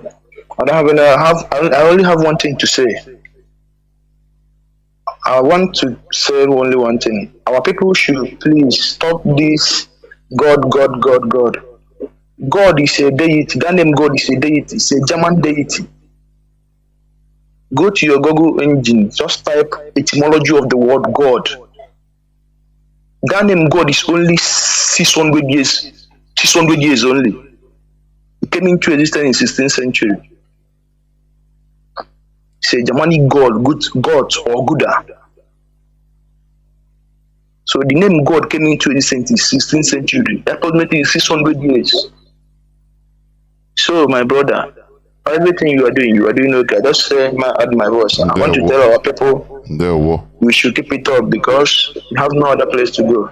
Even this thing that is happening now, I even love it because should have been the restored Biafra with this mindset of religion, it's going to be a total mess. Even said Nigeria is better than Biafra. Should have stopped Biafra in this type of mindset. It should be a totally mess. I'm telling you. Thank you very much. Dodrege Mazi. Dodrege. Caller on WhatsApp. Can you hear me? Please go on. Yeah. Hello, Mazi Jonathan. Good evening. Mazi. Thank you for good work, Mazi. I remember what you are from my location. Mazi, let me begin with okay, like you said like you link planning with European colonizers as the people that have the same mentality. Yes, and that mentality they have is criminal. Fulani and the West, they are criminals. That mentality they have together, that's their common mentality. Criminality. These people are people who have this mindset of colonialism. That means they are criminals, they are thieves, because they want to invade other people's property, other people's land. That is that mentality they have together. And I define this colonialism, this colonizers. I define what they did, what they are doing. A kind of changing people. They try to change people's identity. But it's not that they try; they change people's identity. They intentionally dehumanize people, change their origin, their organic life, who they are, their values. They change it, their idea, and concreted in them their own ideology. That means, from fact, who these people, the people way of life, change it to their own way. That is a crime against humanity, and we must see this and begin to speak and call this a crime, and begin to call the people that did it as terrorist content. They are terrorists for coming to people and to come and change people from who they are and impose them your own way. That means you have demonized people completely. You have changed these people completely. This is a crime, and in due time, British will pay us for this very evil they did against our land, in our land. They will pay us this. We charge them for on this. So that is but so when you talk about what the letter of King Leopold to missionary in Belgium. Man, there are 3 key points. 3 key points he gives them. These 3 key points, they make sure, first of all, make sure that you will lord over them. Those missionaries, he gives them the guidance to what they must do. They must make sure that they make African people to feel inferior before their eyes, and make them to so that African people will see them as their Lord, as their God, as their protector, as their everything. That's number one, to make them to feel inferior to white, to Africa to feel inferior to white. That's number 1 point. Number 2 point is for them to love poverty, to embrace poverty, telling them that the rich people will not go to heaven, to make them to be happy being poor. You see, this is the work of missionaries. This is what they are saying in the church here, even in the church here, telling people that the things of the world is nothing. You have a good house in heaven. So people will be happy being poor. Number 3 key point is make them to hate everything about yourself. Hate who you are. Hate your ancestors. Make them to hate their ancestors. Hate their land. Hate their color. Hate everything, their history. You put it that. This is dangerous 3 key point that the way they used to make change. They used to change our mind and make us to believe in what we don't know about. And there is this new video that is going on now. Now Putin that they have unveiled the status of Jesus Christ newly. I think last week, Putin. This picture, he unveiled new picture of Jesus Christ as a black man. This is the latest one now. Now, this is from the archive of Russia. Putin just unveiled that status. Both Jesus Christ, both Moses, both King David, King Solomon, they are black people. He has unveiled it now. And it is on social media. People have let us, the information, although is your view anyway, but we talk something that is factual here. It's not any person can do anything. Say it's Putin, please. Let us, not social media. No, I know what you are. I saw it, but that is not a factual. Please. No. Mazi, there's one. He said he opened. Mazi, I don't know. Please make your just go on. Let us not start arguing on something that is, not too much important. Please, go on, please. Okay. Okay. Let me leave that one. But it will be good for our people to understand what is happening, so that when you begin to seeing the white people, because what they did for us to deprive us who we are, they don't want us to know who we are, so that we will be less. We don't know our value. That we are the everything in this world. But now we become so servant to them. That's the plan of changing all those history and making it as if they are the originators of things, which is lie from pit of hell, like we always say. So this is what let me just contribute for the today. There were Mazi. Thank you very much. Well, he must continue. I have a caller. I think whether you're still there, Mazi, on direct line. Can you hear me, caller? Let me see whether he's still there. Yes. Call on direct line. Mazi, please go on. Yeah, thank you, Mazi Chinedu, taking my call. My name is Obunna Eri, so coming from the US. I'll say something that is very harsh. I hope our people don't take it, the church, don't take it personally, but this is it. If you are a black person who is a Muslim, you are a slave to the Arabs. If you are a black person who is a Christian, you are a slave to the Europeans. Our people don't know the difference between religion and spirituality. Those things are different. And I've always known this, but I was happy when this guy Patrice Lumumba made a comment about it recently on a video that Africans, we never practiced religion. We practice spirituality. Those two are different. In African spiritual system, what you do is an individual practice. Nobody should tell you how you relate to your God. That's why our people that say, "Oh, yeah, cheer." Your God assumes your identity, doesn't assume anybody else's identity. But religion has nothing to do with God. Religion is a caricature of spirituality. Religion is a decoy coming in form of spirituality, but it's not spirituality. Religion is politics. It's a political tool of conquest. No free society allows an outsider to control their religion because religion has nothing to do with God.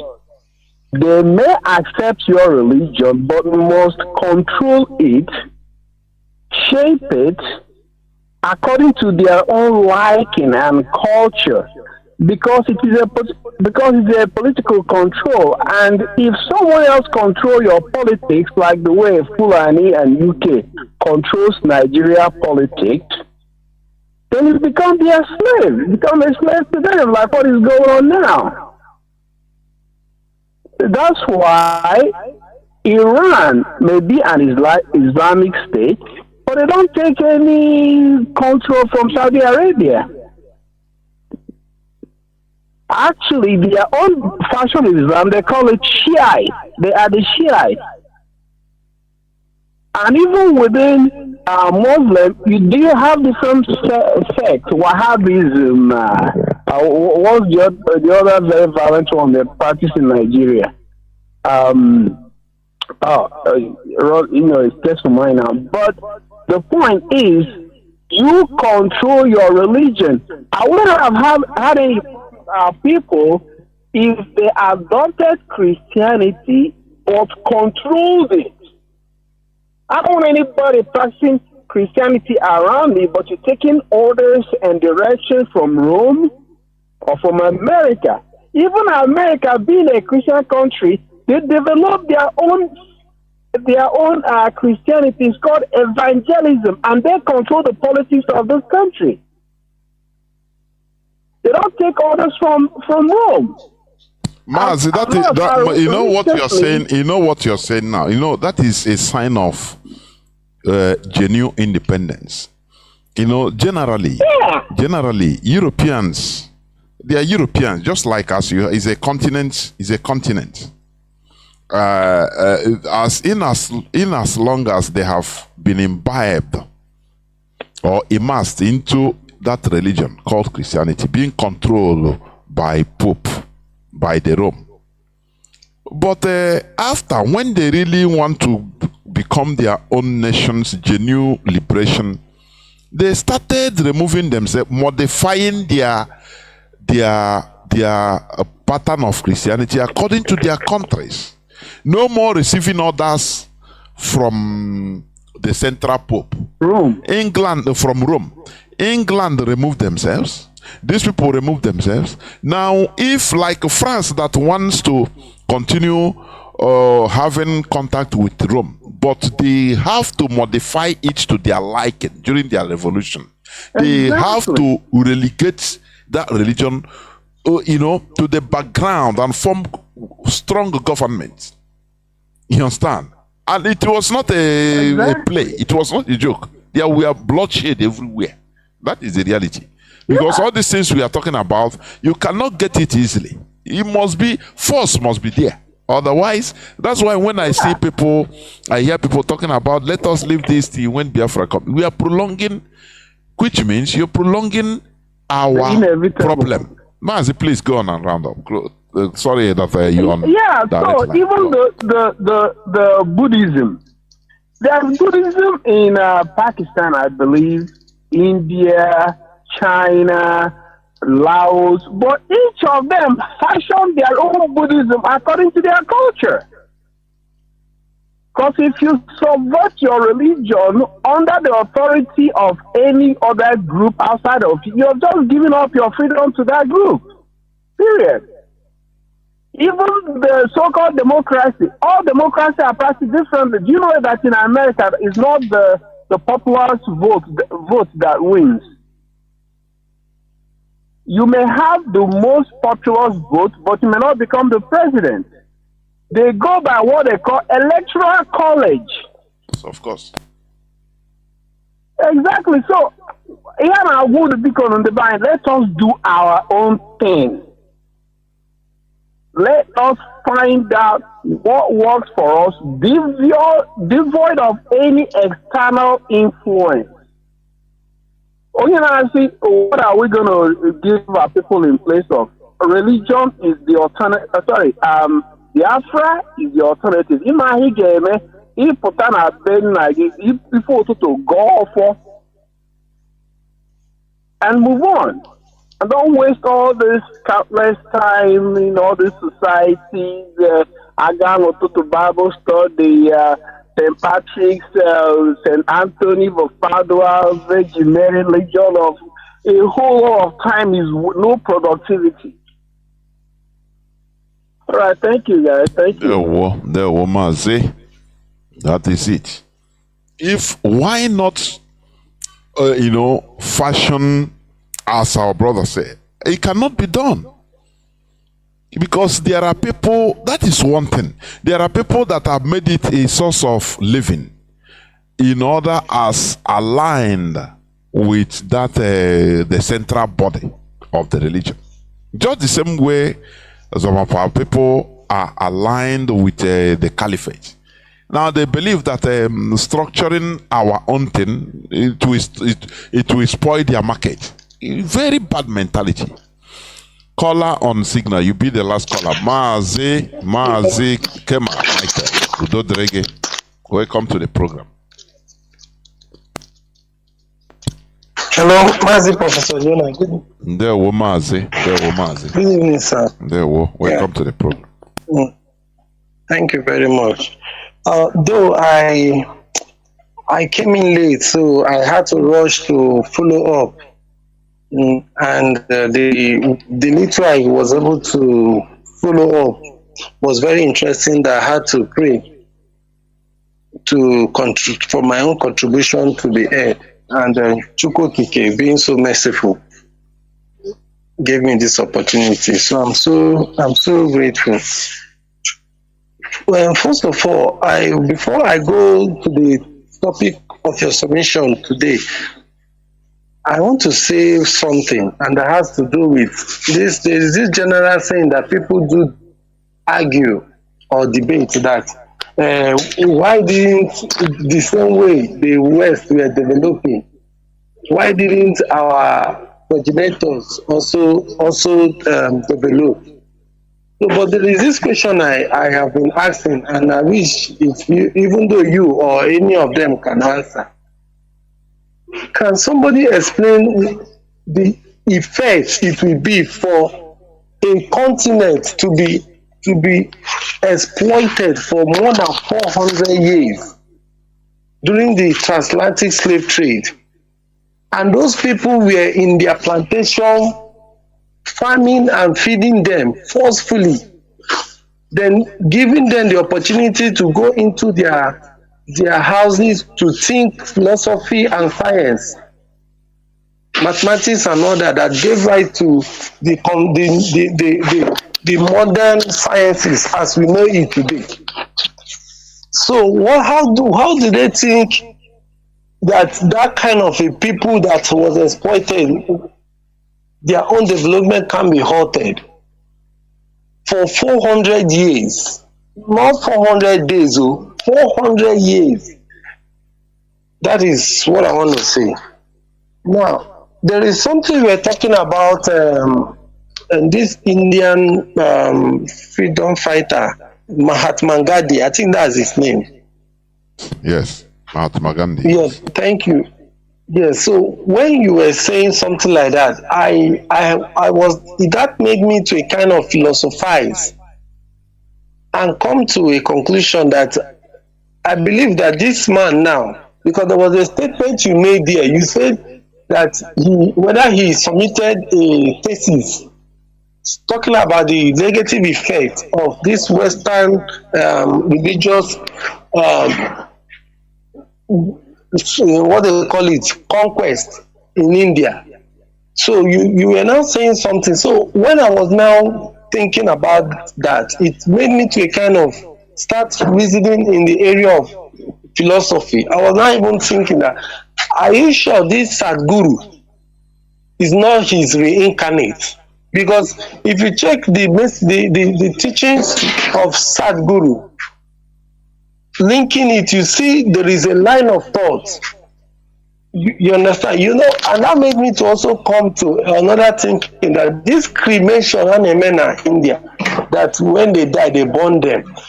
I was, a lot of research. This thing is not only for Africa. Most black race need to ask themselves what happened to us. Because I was thinking that, are you sure that was not a way? Because to remove the black aspect of India, like if they die, burn them, that their colonization tendency.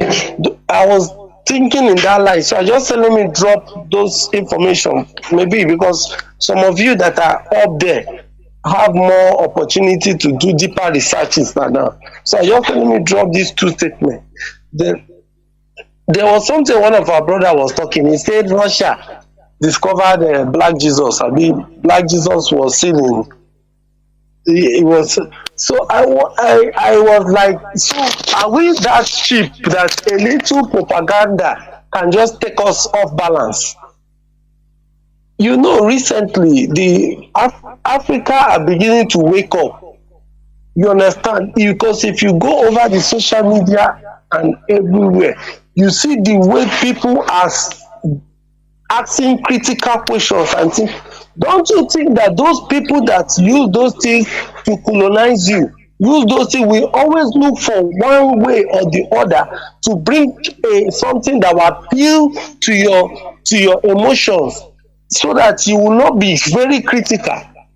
So for whether he is white or black or any color he is, the fact remains that the Jesus story is a myth. You understand? Which we don't know whether it happened or it never happened. And as you always say, that there are a lot of Messianic codes that are associated with this Bible, which for me, I see it as the absolute truth. Because I've come to a conclusion that book is a summary of all the ancient writings, both from Egypt and the ancient Hebrew, even in Africa, Igbo land.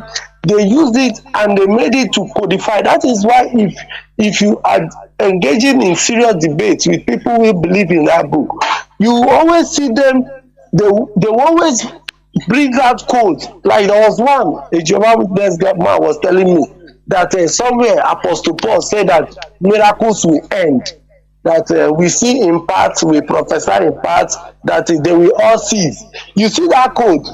They are not bringing out that code because people are beginning to ask that, have you seen a miracle before? A miracle has never existed. So you see that book was a codified book, you understand, to enslave you and for also their own defense. I'm not saying that the book is outrightly bad, but what I'm trying to say is that thing used to say that book has a connection with the Messianic teachings and code. For me, it's absolutely true. So on that note, I was like, since religion, because somebody was saying that religion is for conquest, I always tell people that religion is not only for conquest. Religion is also for defense. That is why Japan had to organize their omenala. They fortified it. Yes. Yes, not only for conquest but for defense. You understand? So that when you start telling them about Jesus, or you start telling them about Muhammad, they will start telling you about the myth that is associated with their own Shinto belief. So if you are not telling them that they should come and believe in your Jesus or your Islam, they will be telling you to come and believe me. So you will have no choice to run back to defense. So that is why I always follow you to clamor for that thing, that we should try to reorganize our Omenala and Ordinala. You understand? Into a form of an organized religion, not just that we will use it to conquer, though we know that the best way of defense is to attack. I know you understand what I'm saying, but also for the defense of our culture. You understand? Because there was a teaching you are teaching about fishers of men. Because if we don't do that, these people will also in future infiltrate us. But if we can organize it, even though it means combining it, since people like Mazi, Nnamdi believe that some part of Igbos came from Israel and other, we can, because of all those thinking and myths, so combine it with the ancient Hebraic teaching of the Bible or whatever, and come up with our own code and this thing, which will not only be for conquest, but which will be at least for defense of our culture. You understand? And there was something Mazi Nworu said sometime. He said that our freedom is going to come from the east in one of his broadcasts. So that thing also made me to think something. I was like, why not we have a cultural alliance with people that have, even though it is, because I bo mu Chineke, I na-efe arụsị, though I na-atụrụ ha ihe ruru, I na-enye ha ihe ruru ha, yọta. So, but we can still start having alliance with places like Indonesia, India, and all that. Cultural alliance, which can grow into some kind of defense, and it will help us to also get our freedom. And I want to also touch on something. You know, there is always the divine aspect of life. I remember when Mazi was brought back, one of the first things IPOB did was to call for fasting and prayers. You understand? I know there is always a finite and an infinite aspect, but this is my own candid advice. I discovered recently that that area is somehow going low. You understand? So I suggest that area should also be activated, because you understand, there is always the divine aspect of life. So, and finally I will conclude with the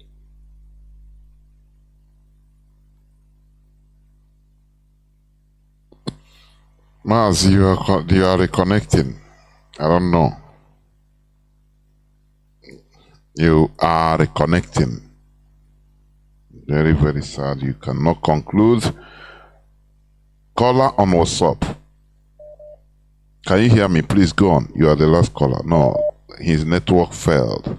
Caller on WhatsApp. Can you hear me? Please go on. You're the last caller. Make it as quick as possible. I pick you up because you have been calling. Please go on. Caller on WhatsApp. Biko Ganiru. Caller on WhatsApp. Thank you.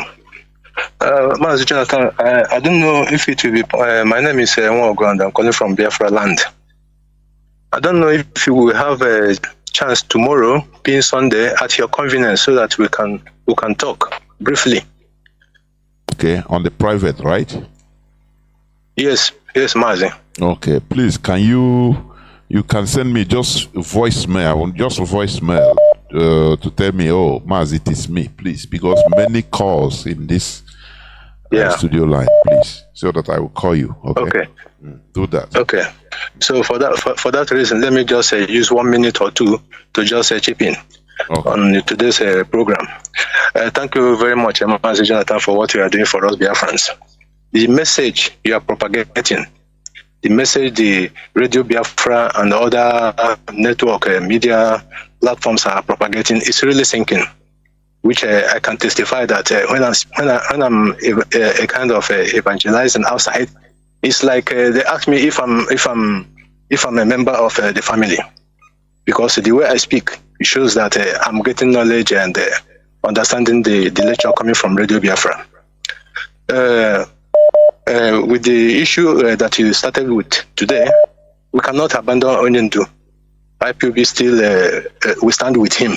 Otherwise, if we abandon him or if we say no, we let us leave his matter in the hands of the siblings and the lead council or the Ezenago II, then it will mean that what our leader said sometime in the past, that he's not the one to disappoint us.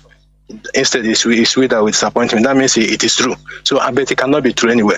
But what is happening is just for the world to see that these people are not for the interest of Mazi Nnamdi Kanu and IPOB. But at the end of the day, they will see that IPOB is coming in full swing to claim what belongs to us, which is Mazi Nnamdi Kanu and the Biafra restoration.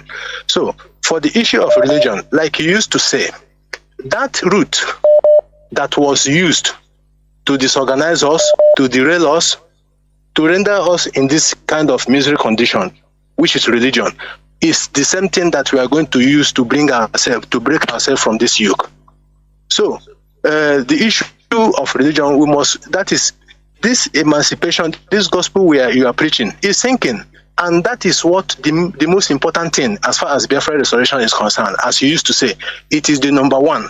Once this job, it is not an easy job that you are doing, both other people on Radio Biafra. It's not an easy task. Once this awareness gets across, now the physical restoration is a very simple matter. So, for people that are calling for other things, other steps, yes, it's a good step. It's good to take a second step or a higher step. But the number one step is this emancipation. Let people key in. Because a lot of us in this family, when you talk about religion, when you talk about Christianity, they will say, don't go that area. God is good to me. Jesus is good to me. Yes, we know. We have to get that clear. I'm very happy that somebody asked today that where are we going to be if we are pulling out from other religion or from Christianity? Yes, like our leader said sometime in the past, that if you don't want to claim to be from Nigeria, Biafra has not started yet, and you don't want to belong to Nigeria, which is good, you can decide to be stateless. Take for instance, myself and my family, for getting to 4 years now, we don't go to any church. We don't, because not going to church does not mean that we don't worship God. You understand? So even if you don't go to church, it does not mean that you are not with God. Because some say you can be going to church with sense, but for me, I cannot go to church with sense, because if they say people should get up and go and give offering, am I not going to get up? I will have to get up, and then is it going reluctantly and sluggishly? So I don't want any trouble or any problem with them. We have to demolish this foreign religion, because anybody that doesn't have his history, that doesn't have his root, he cannot claim to know God. Nobody can claim to know God if he doesn't know his root, he doesn't know his background. And we can never be listening to our history or our background from a foreigner. So, Mazi Jonathan, I don't want to take too much time since we will have time to talk tomorrow. The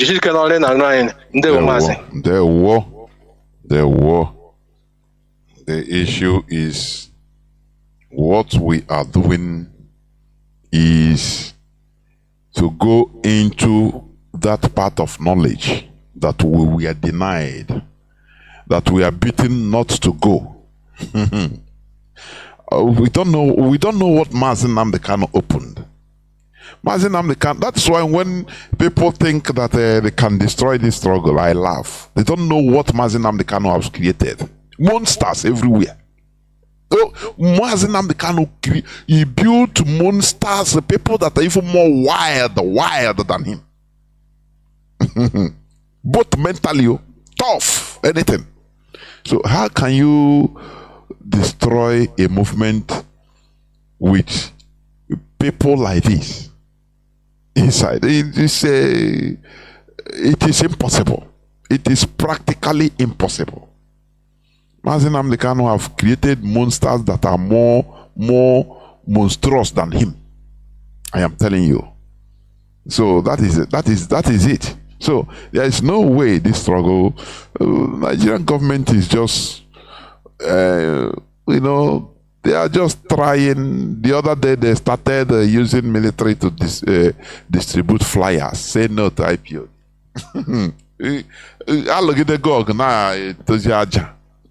Very, very sad, and pathetic.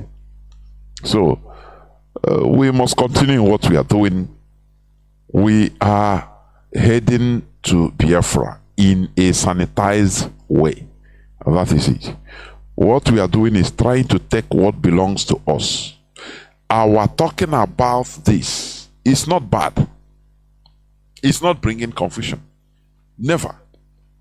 In a country of liars, a truthful person becomes termed as a rebellious. You understand me? So, what we are doing, we are just trying to untie what has been tied.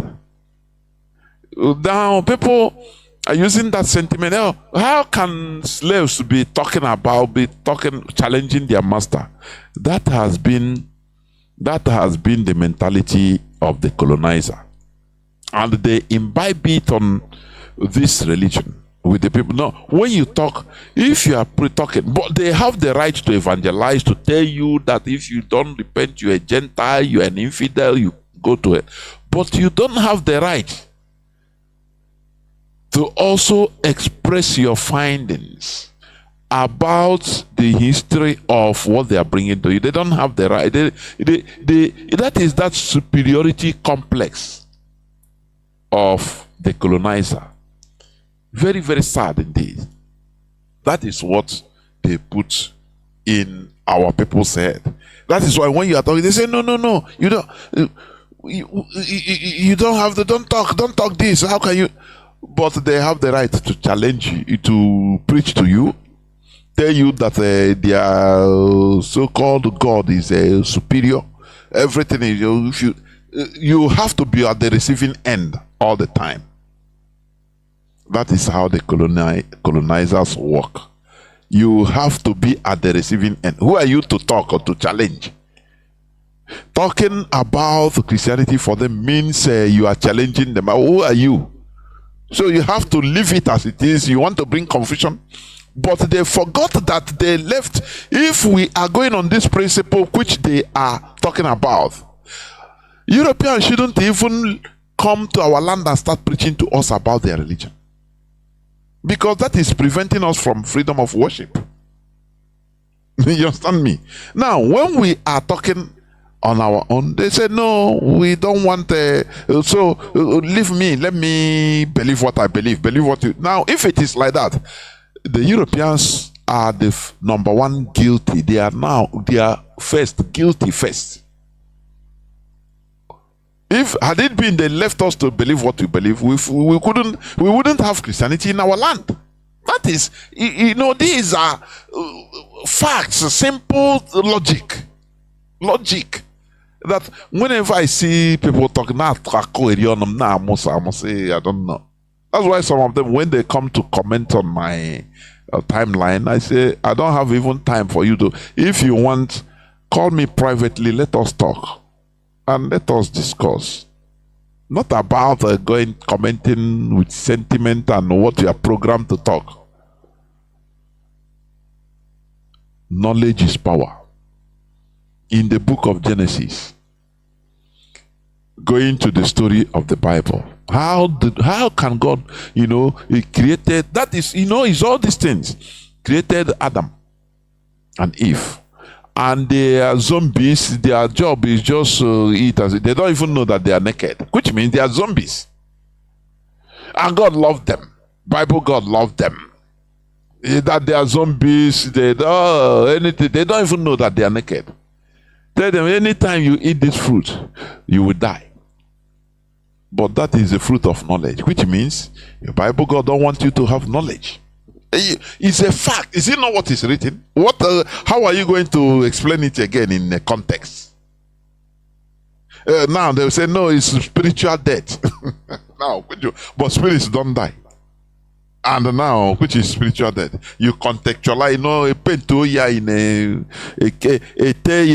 that is a contextualization. That is what it means. A turn black, or white. That is contextualization. What it means. How can you love woman you create? Now he's naked. You don't even know that he's naked, and you love him because he's senseless. And there is a solution for him to have sense. But you give him warning, don't near there. If you have sense, which means no more, you become my enemy. All these things, does it make sense? Let us reason, please.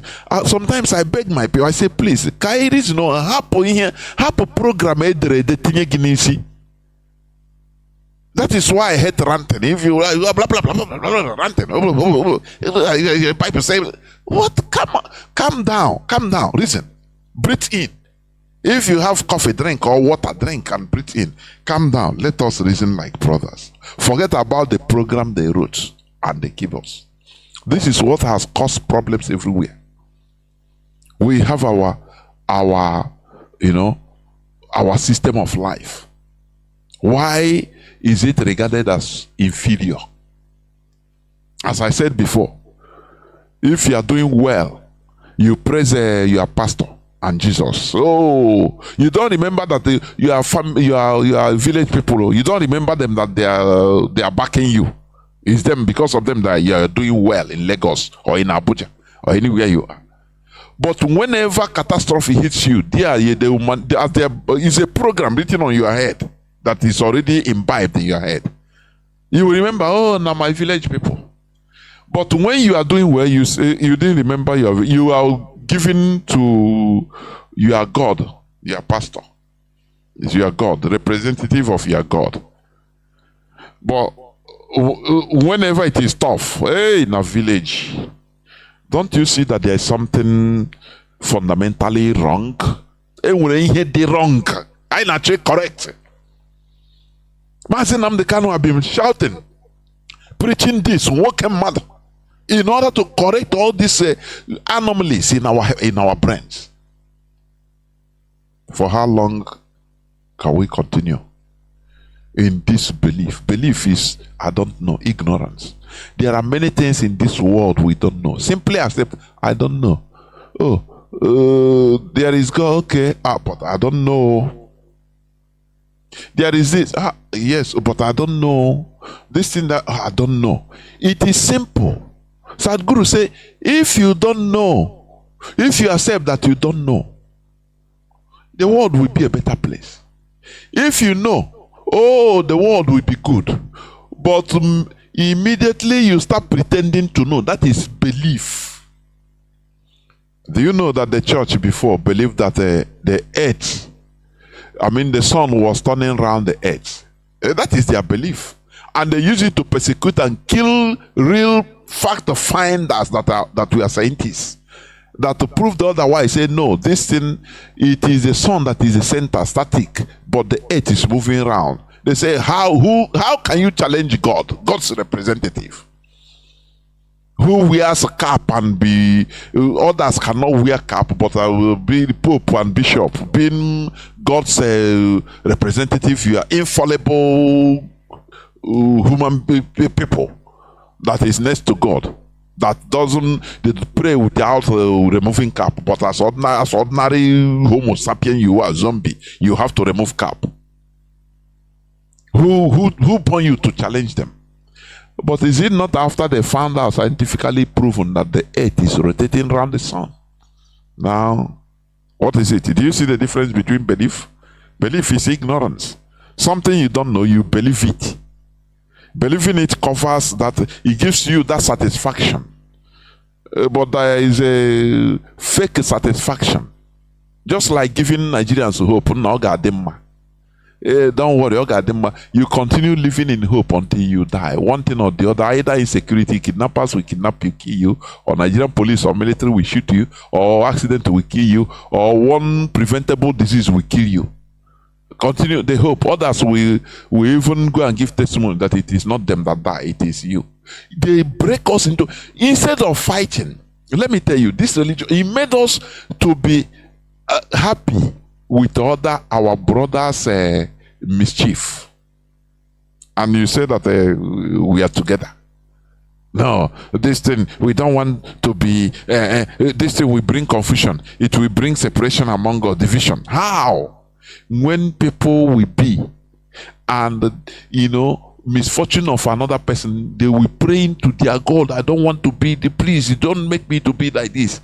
Instead of fighting and say, look, how do we ameliorate so that what happens to this person will not happen to any other person? They say, no, as long as it didn't touch me, I am. God loves us. Very, very sad indeed. We must continue. Let us remember that Onyendu is still there for us. This struggle, we must protect it. Whatever these siblings of iniquity are doing, you see that they are now in a dilemma. They are calling Southeastern governors to help them. And you know what it means. They will give them condition. They have pushed your brother, let him stop renounce this struggle. Come out. That is it. And they are ready. If it is like that, they are ready to, as long as they will continue making money. Afterward, they don't care. What they are thinking is not what we are. For them, Biafra IPOB is for a way of making money for them, for Kanu family. Do you see it? Whereas you and I, we genuinely come out. No, we have stakes in this. Every one of us have stake in this struggle. So we will protect it with our last breath. That is it. Thank you for listening. And we are urging our people to continue in this agricultural revolution. That is agricultural revolution. Let us plant what we eat. This is the time of planting. Thank you for listening. Biafra remains our religion. Biafra remains our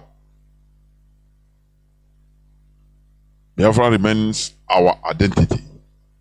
We have no other religion that is superior to Biafra. Thank you for listening. From me, Mazi Jonathan Chinedu, from here, it is simply good evening.